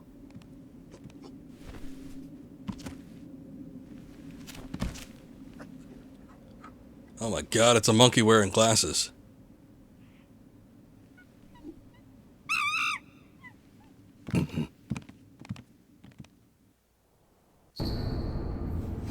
Okay, I do believe that the monk that you can talk to prior to entering the temple area, or ringing the bell, I guess I should say, because he's in the temple, I think he gives a little insight on this spot, but, oh well, I guess.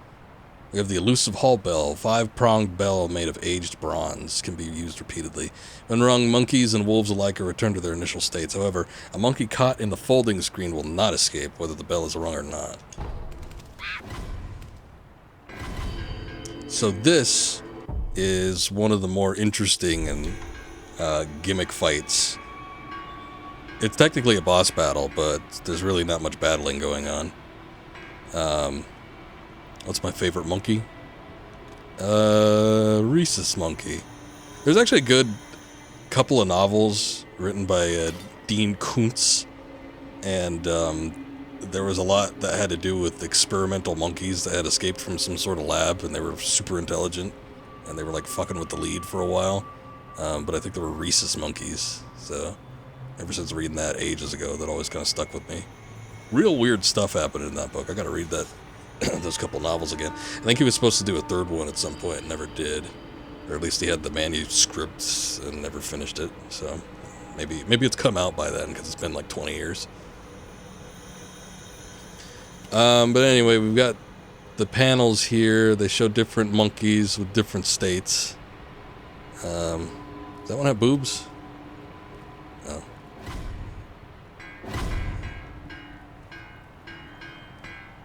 They all seem to have different attributes of sorts. You could almost equate it to the see no evil, speak no evil, hear no evil type deal. But one is looking off into the distance, one is shouting, and one has big ears. And then one is missing. Oh hey, there's somebody over here. Maybe he can fill us in on what's going on. そなたもこの元老に迷い込まれましたか。そして使命を持ちここを出たがっている。それならば屏風に書かれた猿たちを捕まえなされ。さすれば巫女様のお声がかかりましょうや。Okay, so we got three options here. Purple kimono monkey, orange kimono monkey, or green kimono monkey. This game was the first one you didn't see the Xbox One game of all the time. Okay. I might stop reading your chat messages if they're just not going to be making any sense. よく気がつく。尋常なら近づく前に姿を見られ逃げられてしまうでしょう。ひどく臆病な猿ですゆえに。大々着物の猿は有ざるです。目も耳も特に良いということはないのですが、人を見れば大騒ぎして猿たちは皆逃げてしまいます。 I wish they came out first. Trying to see if I could get a good look at any of them. 人をからかっているのでしょうか。緑着物の猿は菊猿です。耳がよく遠くまでよく聞こえよく気がつく。尋常なら近づく前に音に気づかれ逃げられてしまうでしょう。ひどく臆病な猿ですゆえに。 Yeah, they're all exceedingly timid. 私は元老を出たいとは思いません。ここは大抵静かですし、ある意味仏様の悟りに近しい、そんな風に感じるのです。ああ、そういえばかつてあなたと同じく使命ある者がおりました。しばらく猿たちを追いかけていたと思いますが、いつか静かになりました。そなたが猿たちを捕まえられるよう願っていますよ。 Well, thank you, Monk. Alright, we got a health bar for the folding screen monkeys. Obviously, we're in a spot that isn't exactly natural. I like how, I don't know, there's a lot of supernatural elements that Sekiro handles, but it does it in a way where it almost looks like it could fit in the real world. At least in the real world, according to Sekiro. But when you get into kind of like the odder spots, there's just things that aren't quite as natural as they normally would be. Such as like this giant structure here, this massive tree.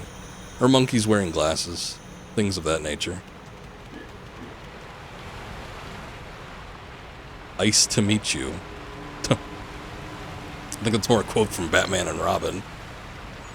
But yeah, maybe that possibly could be a AI deciphered sentence. Roaring Hall posting. Noise of the roaring waterfall is deafening. Surely no one can hear anything else in here.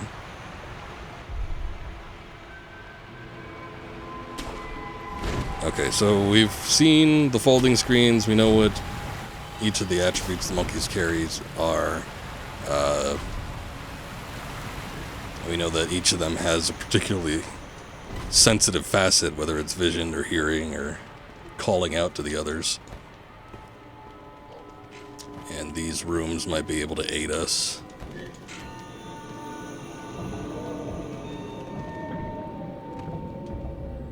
Bare flame in the wind. When it goes out, the place becomes dark as night.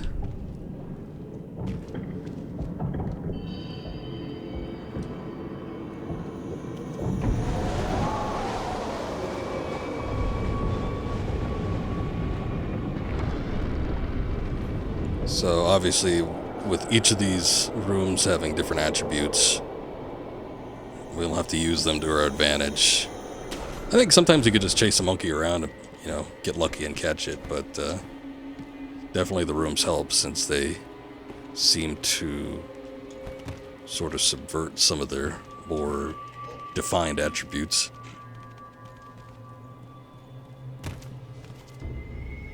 Below is an abyss. The bottom cannot be seen. Above is darkness. Nothing can be seen.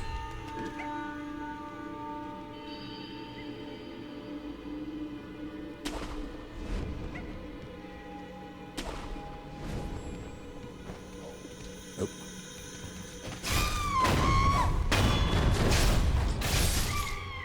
I got one of them. And the health bar drops by a quarter. Which one did we get? I don't know. I think it'll show on the folding screen. Finally, that one was absolutely correct. The AI sentence conjured. Vader was a real hero and a great guy who was a baddie. Well, at least it makes sense. I think we got the purple one. Which I believe that one was the one that... Was that the one that had the big ears? That's the one that can hear you, so we don't even need to use the waterfall room for that.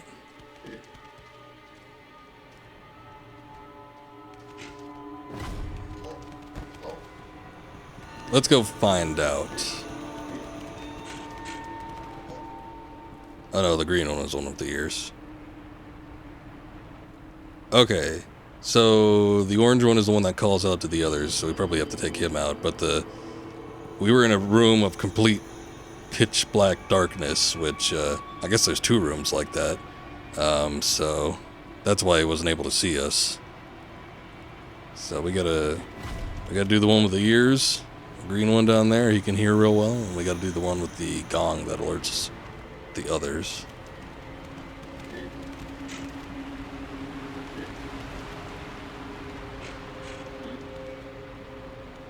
The one with the ears, I gotta see if I can lure into the waterfall room.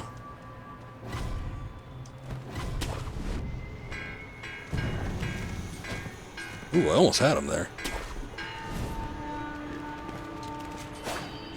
Almost had him too, jeez.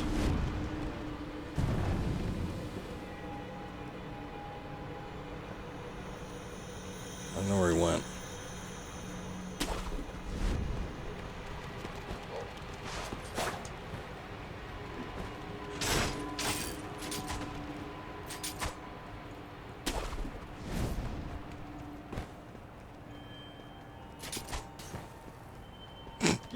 Do I prefer wet snow or dry ice? Is that a legitimate question, or is that AI fueled? I mean, as far as handling, I don't think you ever want to handle dry ice. So, snow is a little better in that regard, but dry ice has that cool effect since it's gaseous when you drop it in the water. Simple pleasures in life. I think that's the green one up there. Oh no, that's the orange one.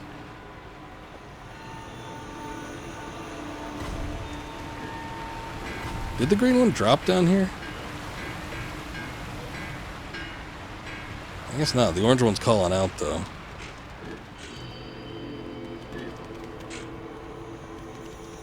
I think one of the trickier ones is actually the purple one, considering that he could see real far away. So that one's always hard to catch up with, but I think the other ones... We came close. I mean, if I had just angled myself a little bit better, I would have been able to hit these guys while they were running past me.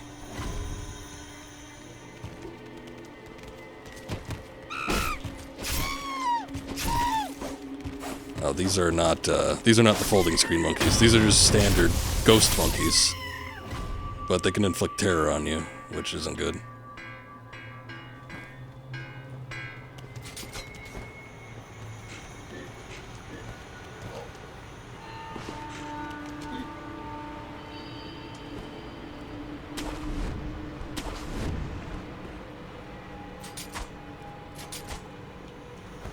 Oh, he stole my spirit emblems. I don't think tossing shurikens at these guys is actually gonna work.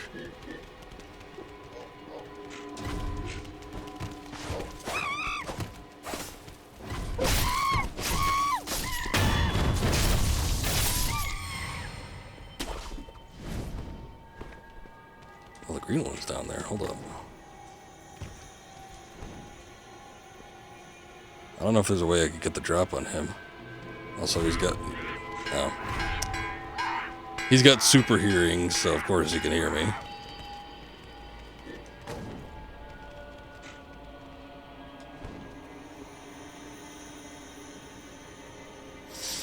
Well, we know that this one would get deafened if we lured him into the room with the waterfall. So I might try to lure him over there instead of trying to chase after this orange one. I don't really know how to get the orange one.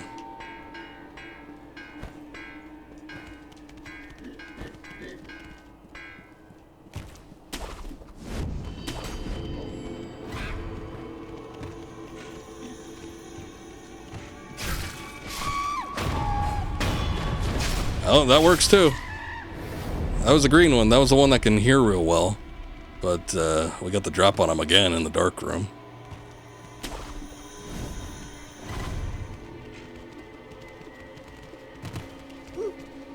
Oh shit.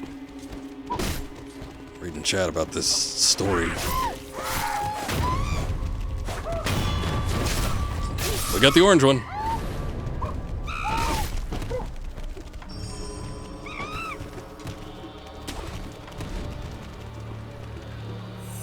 I'm just getting pursued by regular ass monkeys now, though. Oh, I got inflicted with terror. Shit. Anyway, remember walking to school like 8 years ago? There was one specific spot where the water and the sprinklers had turned to ice, so you slid and fell back and landed on your backpack. Cool story. Okay, this is getting a little dicey. The last gimmick is... There's the invisible monkey, which you can't see. But if... Okay, hold up. These guys are following me. So there's an invisible monkey that you can't see. If you've got headphones on, particularly, you could hear it real well though. But there's you're pursued by something. You hear the pitter patter of feet and maybe some grunting. Oh shit! There's a lot of them. But yeah, there's a monkey that's invisible that's following you as you kind of walk through here.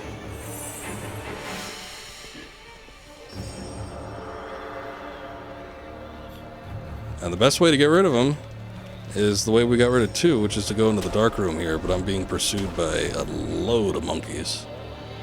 But let's see. Let's see if he pops up.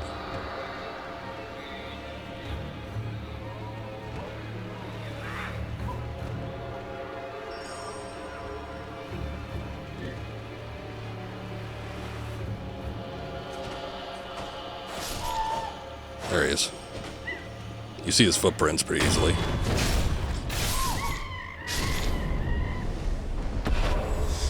And that's the boss fight. I was starting to get worried when I was getting chased by like 10 different monkeys, but I got through it. Especially since I didn't have any healing gourds.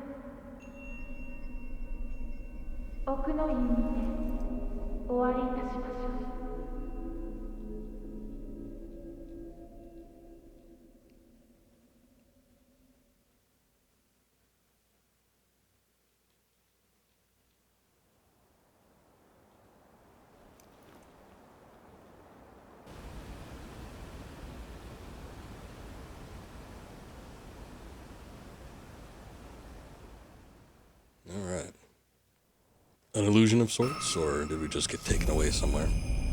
Red butts. Monkeys got their asses hanging out. On the folding screens, yeah, when they turn around. Memories. Green monkeys. A battle of an extraordinary foe lingering in the mind of the wolf. Commune with the sculptor's idol to confront the memories of battle and permanently increase attack power. I didn't know they were that big of a deal. Folding screen monkeys guarded the halls of illusions and befriended the divine child of rejuvenation. That boss battle it's a lot more fun if you don't know what the gimmick is for each of them, and you have to figure out how to battle them with each, attribute that they carry. It was it sort of got ruined because we ended up catching like 3 of them by chance. So like both the one that could hear real well and the one that could see real well, we got in the upper room. I guess it makes sense for the one that could see, because it was in a dark area, so he didn't know we were coming. But then the green one as well, we just kind of caught it by chance. And then the one that shouts, he just happened to be in the vicinity while we were fighting some of the other like random monkeys. So it's more fun if you're trying to specifically get them to go into the rooms and chasing them into the areas that you're supposed to kill them in. And you're trying to figure out how the gimmick works. And then I remember, I think this one was on stream, so it should be on YouTube, but I think the first time I played this, I did the folding screen monkeys on stream. And I just remember the realization of the one that chases behind you, like actually finding him in the dark room up there. I'm like, oh, that's what that is. So it's just more fun if you don't know what the gimmick is and you're going into it blind. But still, I think as far as the gimmick boss battles go from a From Software game, it's probably one of the more interesting ones. And we have the new ninjutsu technique that I've made mention of, the puppeteer one. A technique that manipulates the victim like a puppet. Cost spirit moves to use, activated after a backstab death blow. This technique temporarily forces one who should have fled this realm to remain. Puppet moves on behalf of its master, but its strings are destined to snap. Alright. Good deal. This takes us back to the Halls of Illusion. I don't think there's anything major here in the outside area, just once we get past the doors on this temple part. We got one item, which are pellets.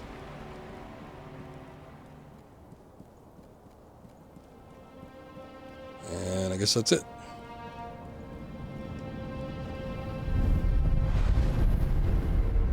Alright, got the sculptor's idol. Let's rest. Can go ahead and increase the attack power now. Alright. Halls of Illusion lie on the threshold betwixt life and death. Departed souls of the divine children drift and sway, taking shelter in the monkeys of the temple. Such is why the divine child of rejuvenation speaks of them as friends. So, I had mentioned that there's some funky business going down at the Senpo Temple, and there was some deal with a bunch of kids that were kidnapped and brought there for experimentation of sorts. I think they get into that when we talk to this kid in here. But I guess that's where they end up. Increased attack power, that's good. Alright. Anything to collect in here? Guess not. 何故参られたのですか。不思議りを求めに。抜けぬ刀とご存知か。ああ。抜けぬとは抜いて帰った者がおらぬということ。それでも試されるのですか。 So, we came here because Ishin had said that in order to sever the immortality in connection with the divine realm, we would likely need the mortal blade, so that's what this is all for. He also made mention that you can't draw the mortal blade, so we need to make a decision. Never mind. Oops, sorry, my bad. I didn't mean to come up here. 抜こう。そうですか。わかりました。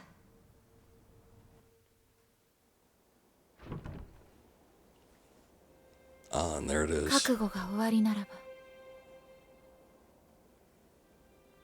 ば改められよ。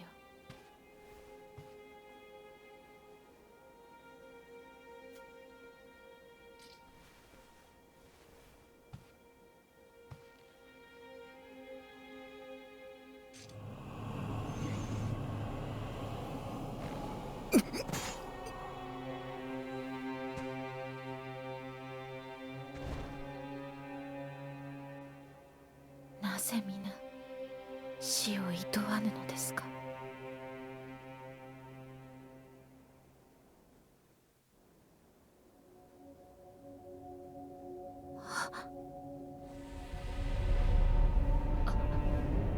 あなたは一体。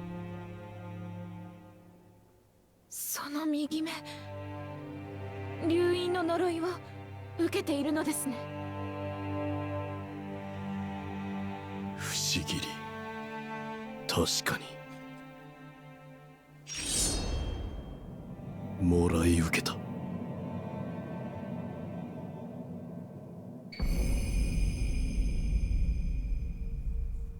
Very good visual storytelling. Naturally, it all fits into place. He has the power of resurrection, so even if it kills him, it still comes back. It would suck if it kills him every time he whips it out, though. If that was a game mechanic where it like blocked your resurrection ability, I would be mad. But it isn't. The immortal blade, an Odachi capable of slaying the undying. Its crimson blade will take the life of any who dares draw it. Without the power of resurrection, one could not hope to wield this weapon, which allows one to defeat even infested beings. Long concealed within Senpo Temple, the blade is inscribed with its true name, Gracious Gift of Tears.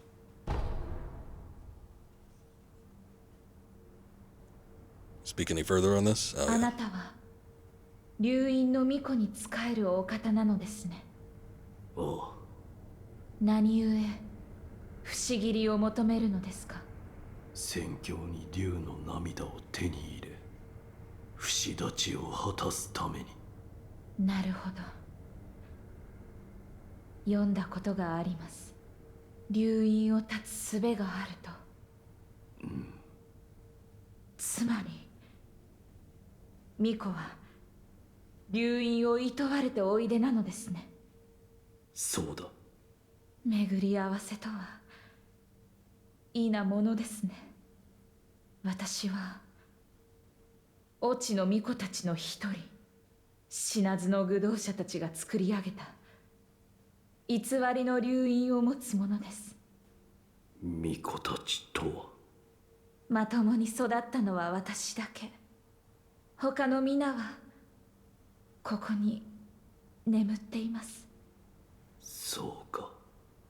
不死を断つことが正しいのかは分かりません。なれど流因が人の生き方を歪める。それを憎むのは私も同じ。巫女の忍びよ、私もあなたの一助となりましょう。お手を。なんだ。豊穣を。Ah, yes. She can manifest rice, which is an unusual ability. But I guess it plays into... The only thing I can think of that it plays into is the old woman, because she requests rice from you, which if you give it to her... I don't even remember what happens. I think she just gives you information. It's not even that handy, but still. We can give it to her now. Rice that's spilled from the palms of the child of rejuvenation gradually recovers vitality for a time. Even in falsehood, the power of the dragon's blood brings a bountiful harvest. Rice is precious. Flavor grows richer with each bite and is sure to raise one's spirits. これは米か。 Yeah, wasn't expecting that, were you? お米は大事と存じます。噛めば噛むほど甘くなり、元気も出ましょう。Thanks. 巫女の忍びよ、ようこそおいでくださいました。Okay. No. さようなら、巫女の忍びよ。I got my rice. あなたの行く末に豊かな実りのあらんことを。It would be rude to ask for more. Regardless, though, at some point we can come back to her. We can give her the fruits, and eventually that'll lead us into kind of more into the path of getting the best ending in the game.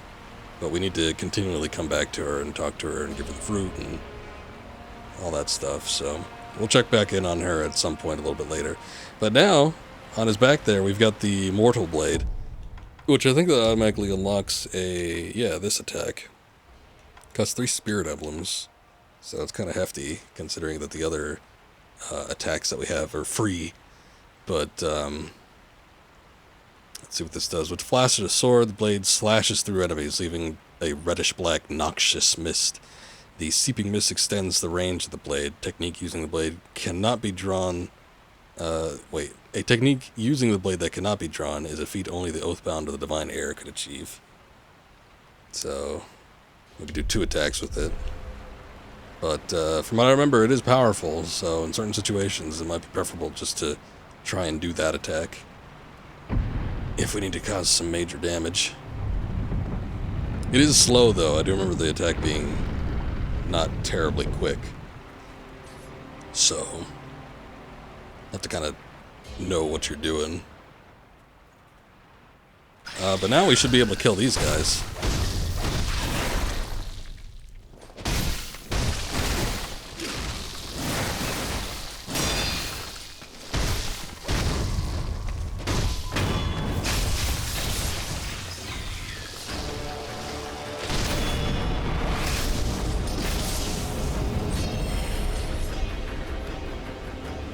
Sever their ties to immortality. So we get a little bit of backstory, or at least a bit of lore, when talking with the child of the rejuvenating waters. But she talks about the other children that were taken here, and basically the monks here. That's what the experiment was. The monks here were trying to recreate the Divine Heir's ability of immortality by, I guess, experimenting with kids in the water. So most of them died. She survived, but obviously there's some sort of effect, because I'm assuming it's been a while since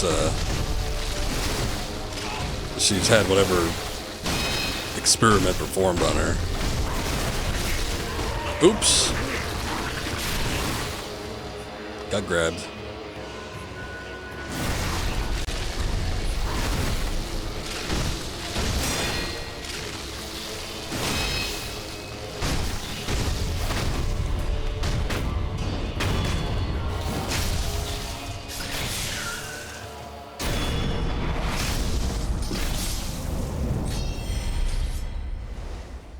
So I've only ever tried fighting the infested once, the first one that we saw, and they just come back after you do a death blow on them. But now with the Mortal Blade, after you do the death blow, you get an option to do a second one. And that finishes them off. There are actually bosses that we'll come across a little bit later on that are technically immortal, and we will need to have the Mortal Blade on hand in order to actually kill them. I don't know if you could ever fight any of them, like, prior to acquiring the Mortal Blade, but it's one of the reasons why it's probably a better idea to try and get this before doing anything else.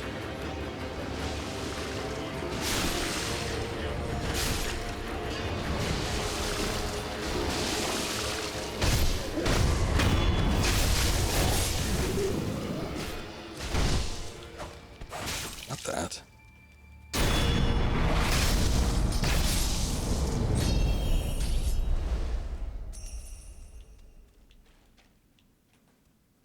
The unfortunate thing is that they will respawn after a while, I'm pretty sure.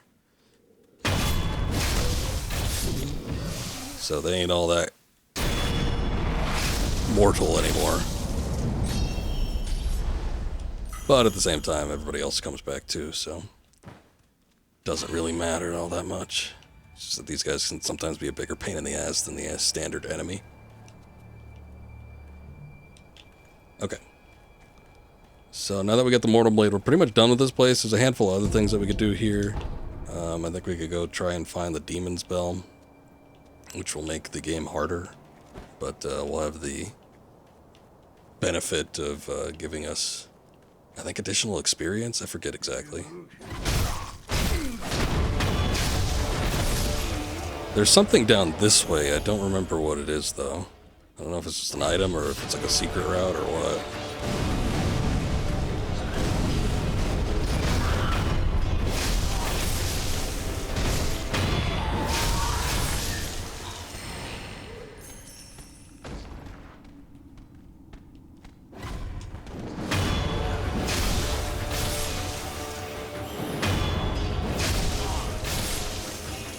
I don't think these guys can see you. I noticed while I was trying to jump over the flames, the death blow indicator popped up.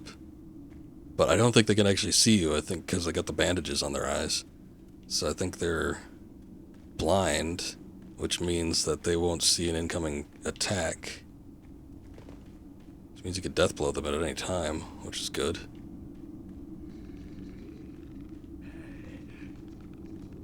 I can still hear you, though.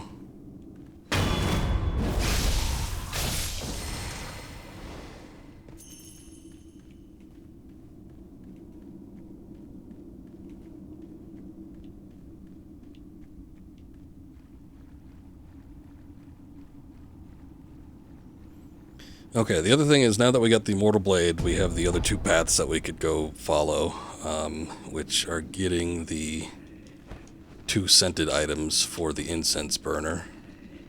These guys alive?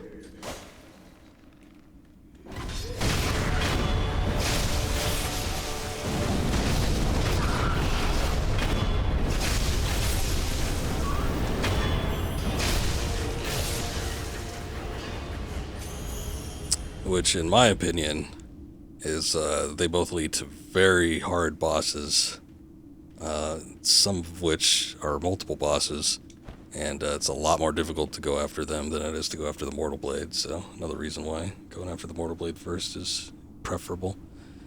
Got a lot of monks down here, a lot of dead ones. There's a special one here.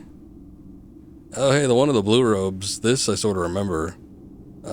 He is the same model that's used to talk to the one before ringing the bell in that big temple area. I think when they're living, those centipedes that are on them are also moving around too, so if the centipedes are dead, then they're dead. They must have not gotten hit with the full dose of immortality. They got a little portion of it. I don't know how it works.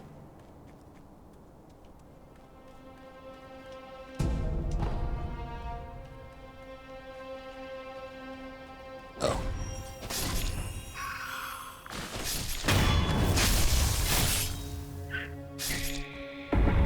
Oh shit. I didn't realize I was standing in the midst of poison. Guess I'll use an antidote powder.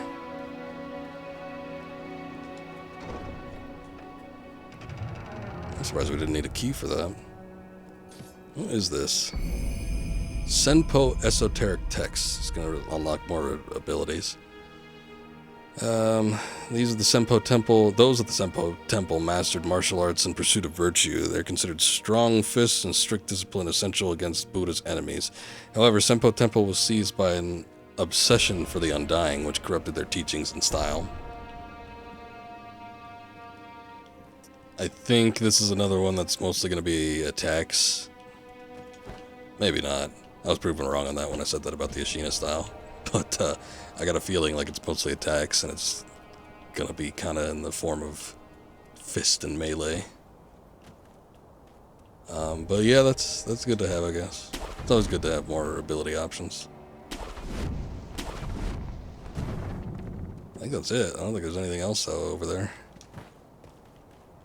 If there is, it's too late now.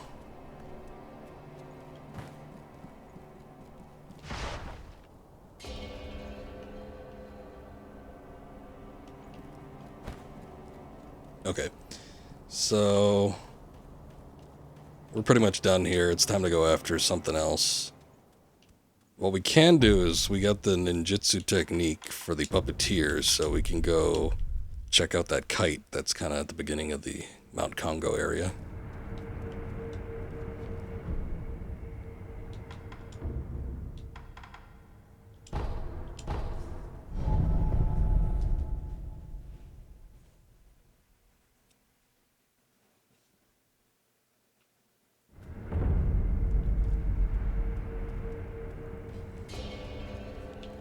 I did get that pinwheel too. I wonder if that's what's needed. I mean, he did say something about a white one, but let me see if I could talk to this guy now. Give the red and white pinwheel. There we go.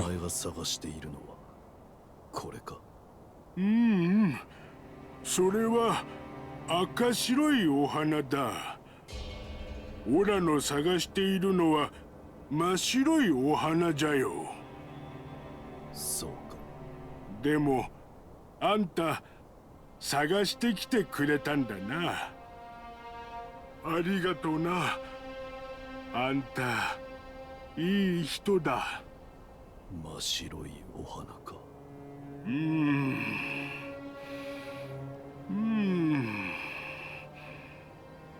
そうだ、飛んでいった。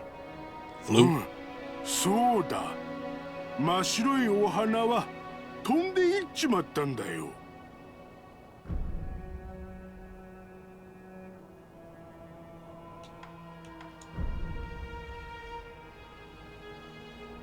Oh, Okay, so the information broker, which I guess is this Anayama, the peddler, he was looking for an assistant to help him collect stuff on the battlefield so that he could in turn sell it, but,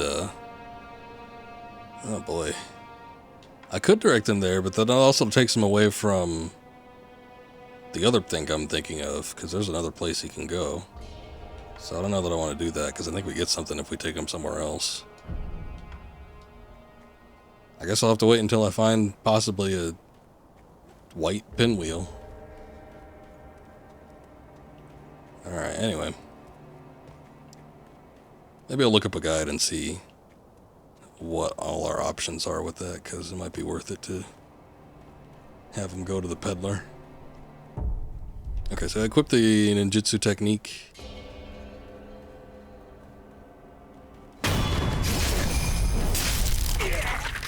So we'll go ahead and employ it right here. I think he automatically will go over here and yep.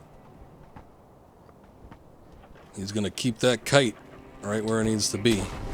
Problem with this now is that we just have to walk all the way back over there. Kind of a pain, but it is what it is.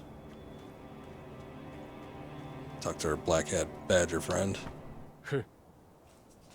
傀儡の術ってやつか。 Familiar with it. おめえやるじゃねえか。へっ、得意げな顔一つしやしねえ。これで俺も野暮用を済ませられる。ありがとうよ。Alright, well he's gonna move on. I don't recall where he goes exactly. I'm assuming that we'll see him again, but I'm not too sure. I don't remember specifically what happens with this guy.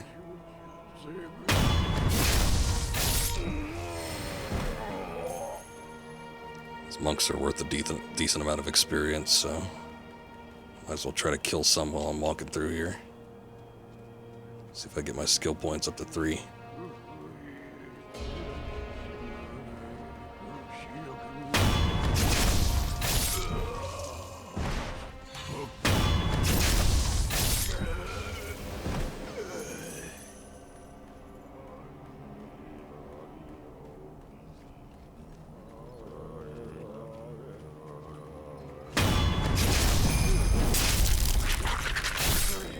Puppeteer this one, see if he goes after some of these other guys.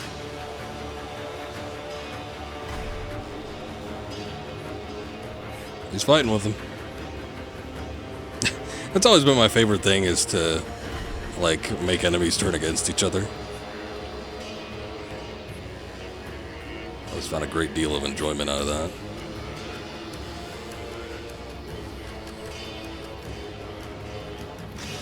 Of course, pretty big battle going on, so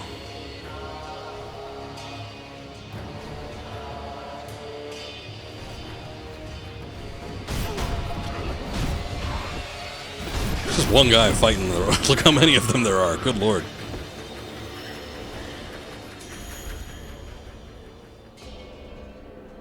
That's a lot of monks. See if I can start more chaos.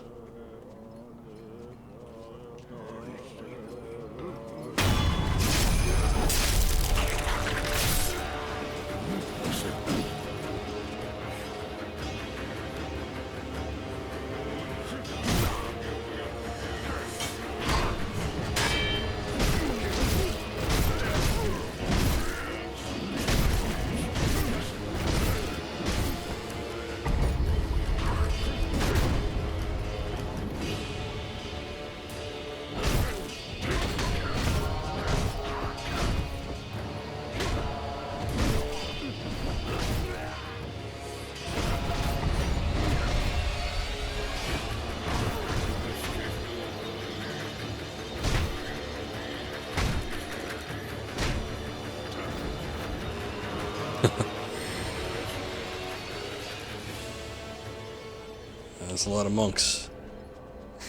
As soon as you say he's keeping up, yeah, of course he dies.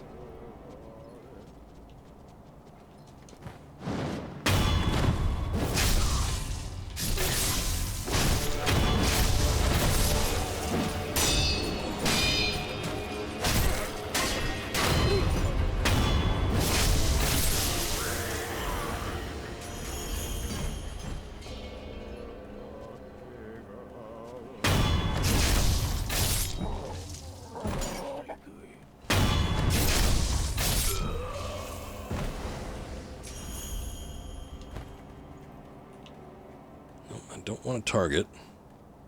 Thank you, though.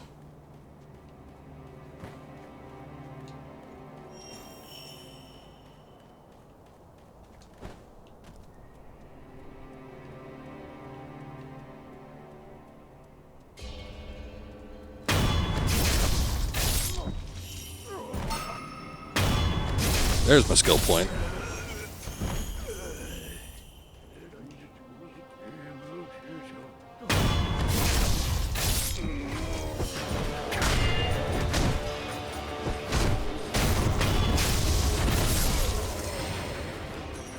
Alright. It's a good thing I don't think there's a time limit on the kite, but it's a good thing there isn't. Otherwise I might have to work my way backwards through here. Then puppeteer him.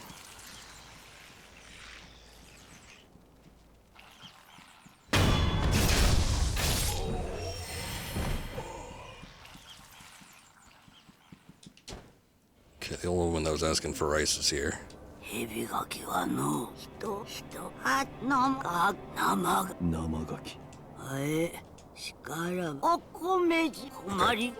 Skipping through this because we already went through all that dialogue. Let's give her some rice.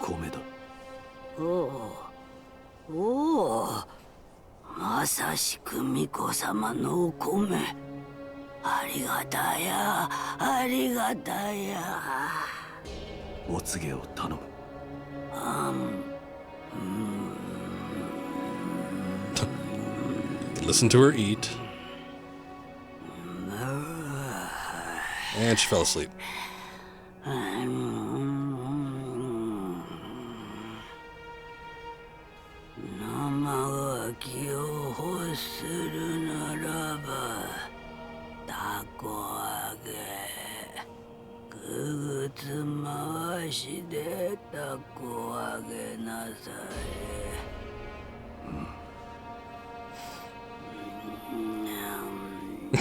Old people, right?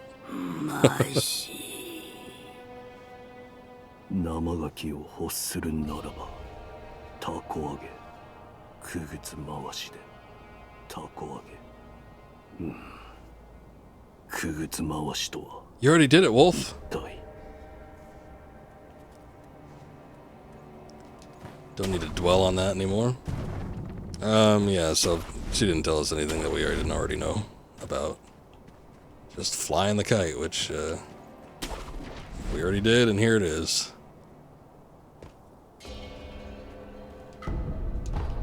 Snap seeds. I guess they only grow around where the snake valleys are, so we should know what's probably coming up. Oh yeah, there's the whole fact that there's the giant snake skin that's hanging down here too. Might get a better look at it from one of these other angles, but yeah, definitely snake skin that's been shed.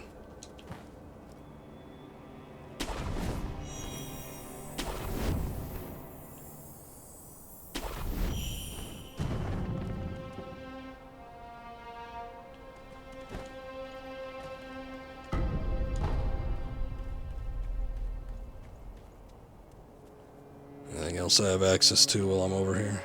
Oh yeah, there it is.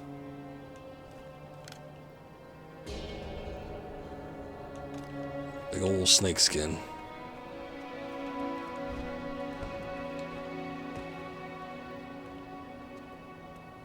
Guess that ledge is only there if you accidentally happen to drop off.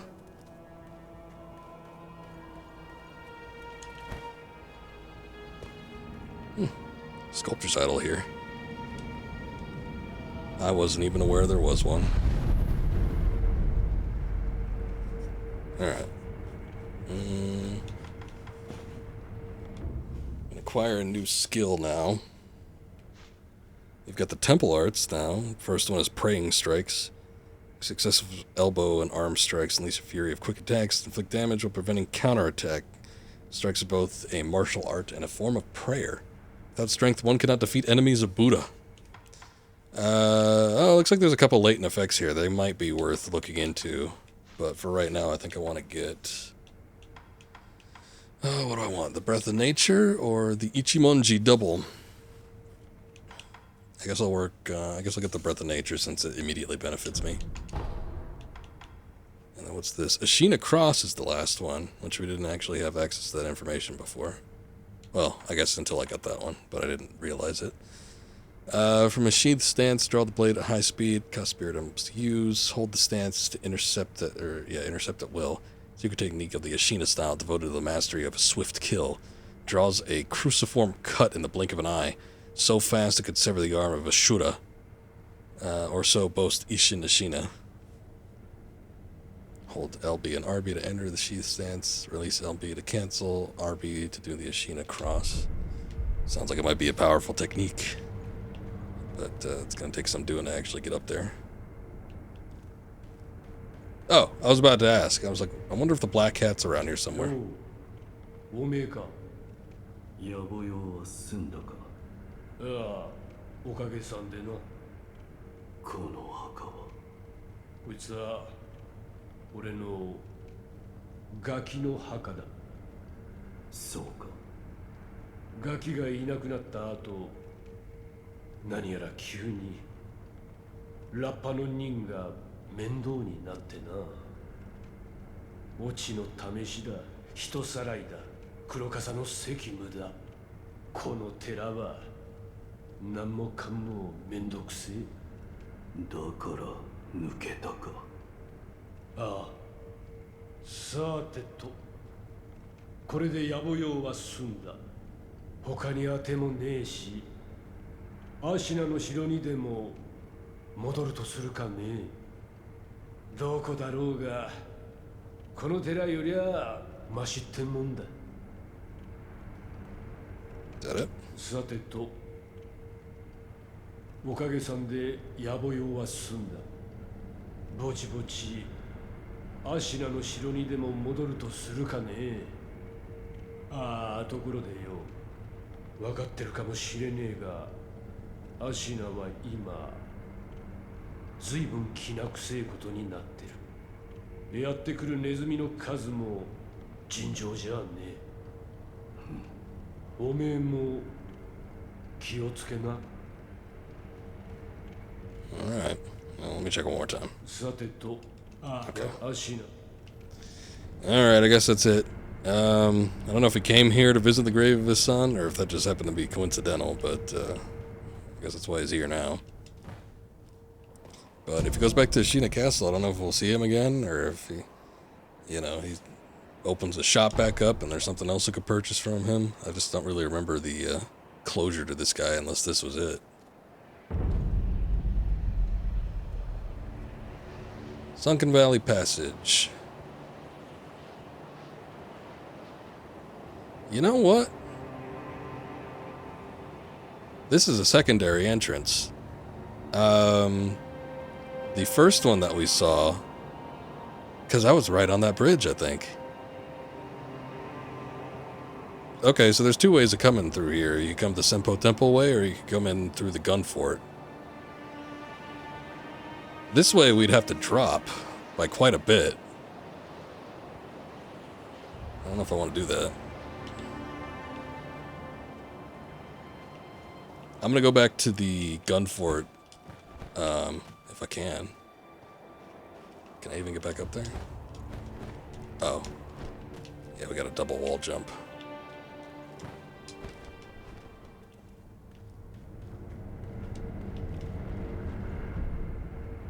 Alright. I'm gonna go back to Sunken Valley and the gun fort. We'll go look through there, because I think that's a safer kind of way to go through. Well, all things considered.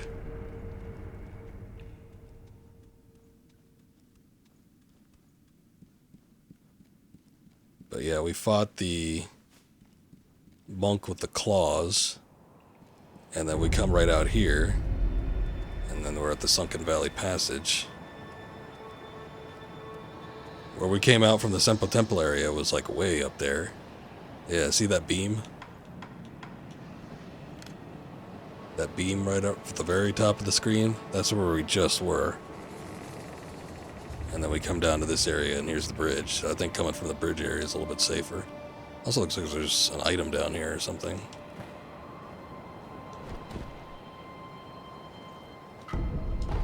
Snap seeds. Also seems like the snake is down here getting a drink. I think it changed position too. I think for the first time I came around here, it was all wrapped around that stone.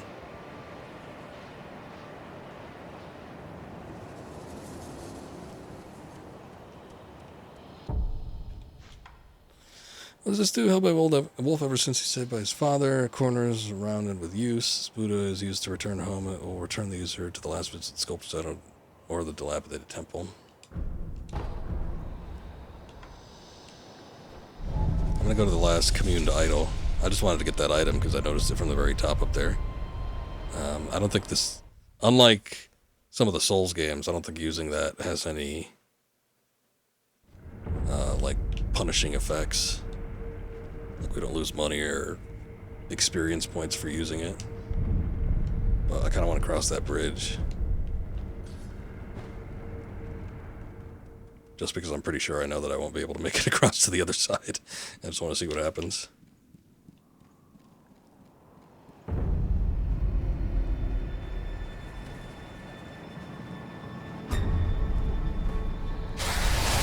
Okay.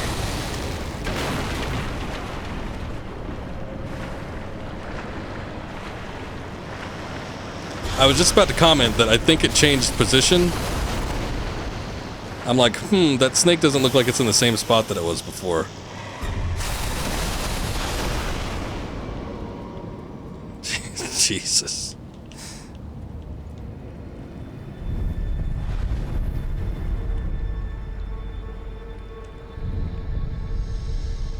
I don't know if it would come back up at that point or what, but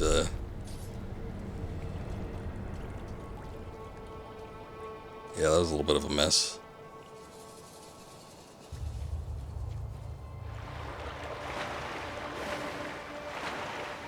I wonder, at some point we'll get the ability to dive underwater. I wonder if there's going to be anything in here. Because I don't think I've ever checked.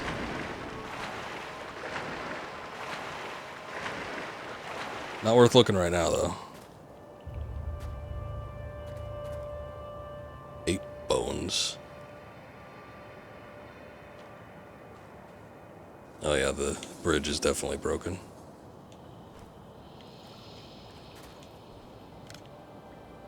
That would be it right there.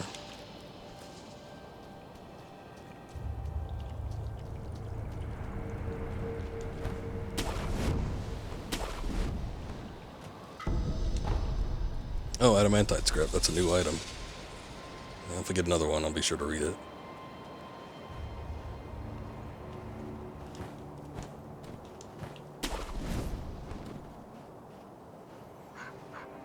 Okay, another kind of cool area. Buddhist Valley. We also got monkeys with swords.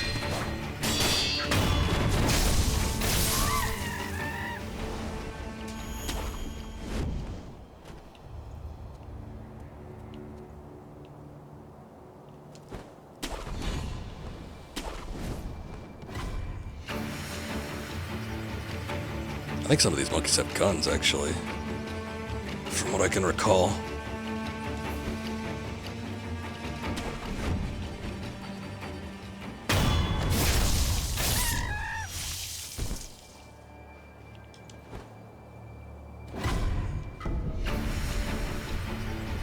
A monkey with a Thompson? Fortunately not. I'm pretty sure they're not smart enough to progress tech by several hundred years. Peak cinematography. Yeah, I think they just have stolen equipment. Like they got their swords and they got maybe rifles. Oh shit, alright, yeah, they definitely have guns.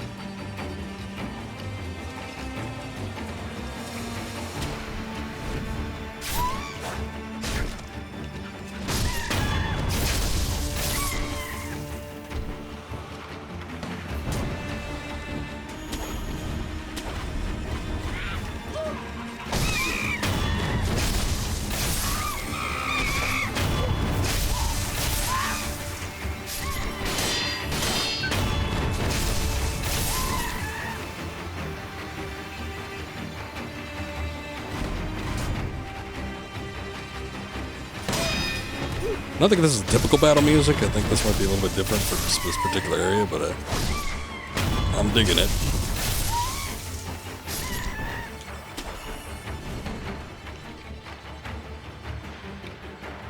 Checking to see if there's anything I missed over here in terms of items. Oh, good shot.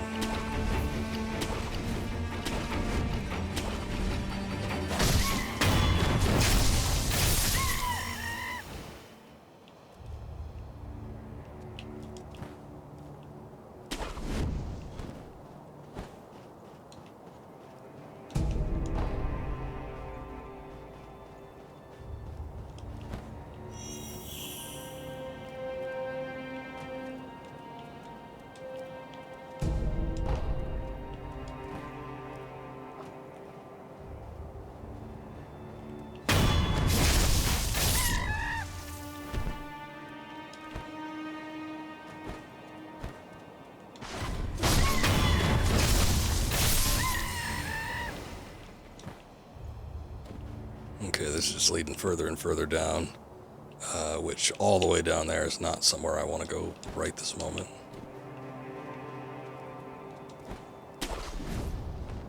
We're sort of looking at getting a little deeper into the valley.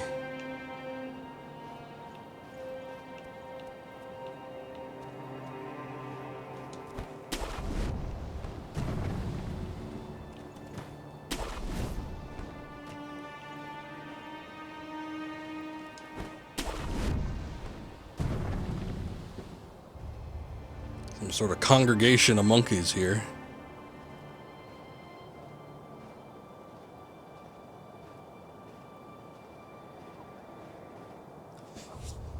Oh boy, if I had a particular item, I'd be able to use it here and drive them all nuts.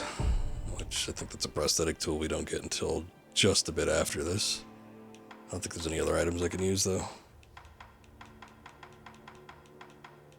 I could go in and I could see what I could do. I'm a little bit worried about fighting that many monkeys at one time, though. It's an interesting sentence to express, but yeah, it's about how I feel.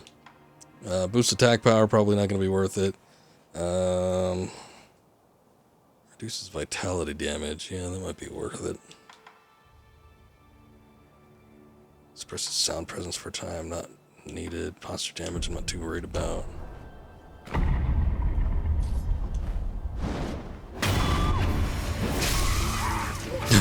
How many imposters there are?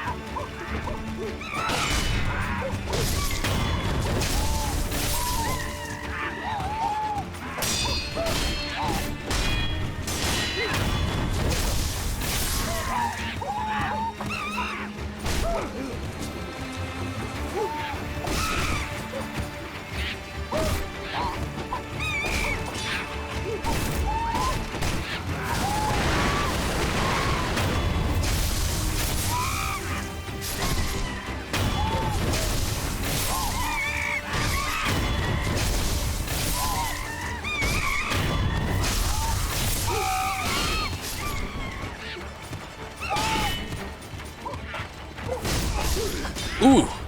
Got me from behind. Have to use a resurrection.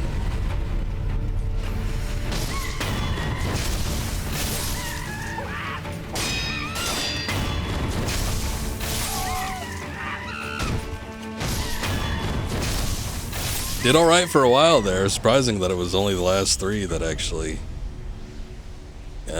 ended up doing me in. Monkey booze. Alcohol created by dew pooled in a hollow tree. Fruits hidden by monkeys in tree hollows can sometimes ferment and turn into sake with a bit of luck. While it's known for its brutally harsh flavors, some find this acquired taste irresistible. Look at all these dead monkeys. Should have known better than to contend with man.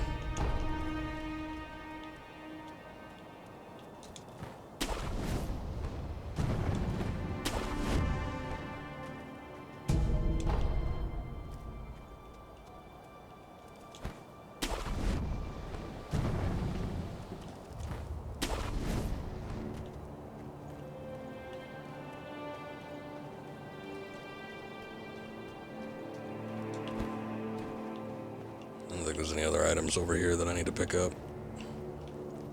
Think I got everything. Dumb monkey. Yeah. That's about how I feel.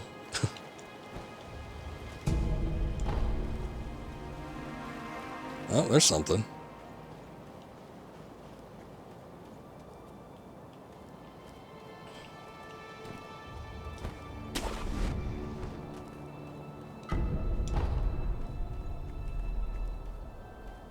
Is that a gun fort person? It's not a monkey. Oh no, that's that's one of the nightjars. These are nightjar people.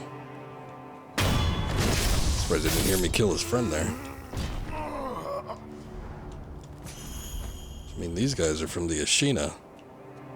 Wonder what they're doing here.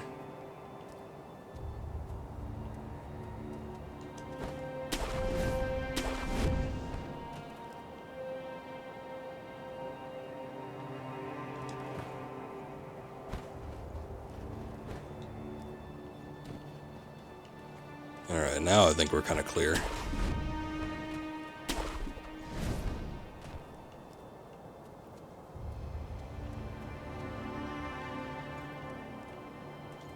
Can I walk on this? Yes, I can. Cool.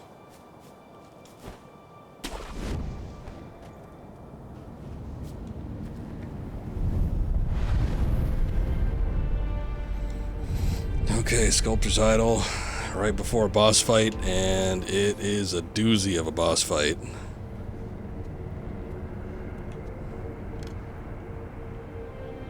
My heart's pounding just thinking about it. Yeah, this is one of the harder bosses. Some people would argue the hardest boss. Not me, though. I would probably say the final boss in the best ending route is probably going to be the hardest. But this is one of the harder bosses in the game. This is another one that I consider to be one of the quote-unquote filter bosses. This is one of those deals where people come up to this one, fight it continually, can't do it, give up on the game, or resort to cheating. This actually is where I first got stuck to the point where I wasn't sure how I was going to be able to do it. But I beat it, and it was on the PS4, so should be able to do it on PC well enough. Don't have any like frame limitations or, you know, any slowdown or anything that's going to cause major issues. So that's about how it's going to go. It's going to be a weird one. We'll get into it when we get into it, but I'm not ready to get into it just yet. Sorry to disappoint if somebody was looking forward to that tonight, but I think I want to do that fresh. We've done our fair share of bosses today. None of them nearly as hard as this one is likely going to be. But yeah, the Guardian Ape is not something to scoff at. I would say that the bosses people have the most trouble with, they're probably real early on, probably Lady Butterfly. Then sort of around the same kind of territory, you have Genichiro, and you have, oh, who's the other one? Genichiro, and there's another one I'm thinking of. Can't think of it now. Maybe I'm just thinking of the Guardian Ape. There's another one, if we go after, so this is going after one of the fragrances that we need for the incense burner. But if you go after the other fragrance, there's also 2 bosses, actually. One of them is another one where it's kind of a gimmick thing where you just have to continually guard. It's kind of like the monk that we fought with the triple claws on each hand. It's just constant guarding and parrying. And then you're basically just supposed to beat them via posture damage. And some people just can't get the hang of that, I think. It's kind of weird when you have a health bar there, but then you're focusing on the other bar. But yeah, you're pretty much supposed to be one of those bosses with posture damage. Oh, the other one is the corrupted monk. People tend to have an issue with the corrupted monk. Though, just reading people's experiences, I don't remember if it's the first corrupted monk or the second, because there's 2. I seem to remember the second one being a lot worse. She made her way down here. 一つは生ガキ、一つは干しガキ。あっちじゃ。干しガキはあっちじゃ。毒沼を越えて巣穴に潜り込み、干しガキ盗んでくれようぞ。干し柿、どういうことだ。はい、困りごとかい。しからばお米じゃぞい。お米じゃ。困りごとあるならばお米を恵んでくだされよ。 So I don't have any rice to give her. I think we don't ever get anything like of physical value, but she kind of gives you a hint, like she did with the whole kite thing previously. But we already kind of knew what to do there. I don't know that giving her rice at any point is going to help me personally out, but I might do it just for the sake of getting the speech and text on screen. Okay, so I think I'm going to call it here. It is almost midnight for me, about 13 minutes away from that. We've been going for about 3 hours. I started just a tad bit earlier than I have been, for the most part, on weekdays. And that kind of allowed us to get in a little more time than we probably would have otherwise. But made a decent amount of progress, not really any hang-ups and anything. Got some lore stuff out of the way, got some major bosses out of the way, and can't be upset with what we progressed through. But I will come back to this maybe in a few days. Tomorrow's Wednesday. I typically don't stream on Thursday. So if we're flipping back and forth between games, I will likely do Sly on the next stream, which hopefully will be tomorrow. So stay tuned for some more Sly 2 Band of Thieves. And then this will come back to Sekiro sometime over the weekend. And in that time, it might give me a little bit of an opportunity to look up and see what some of these subquests might get me. And also maybe get some more experience and money, all of which would be handy. So, but anyway, thank you guys for watching. Appreciate it as always. Enjoy the conversations and everything. And yeah, I will like to be back tomorrow. We'll do some Sly 2. And until then, everybody have a good night. See you around next time. We'll get back into Sekiro sometime over the weekend. So until then, take care. Have a good night.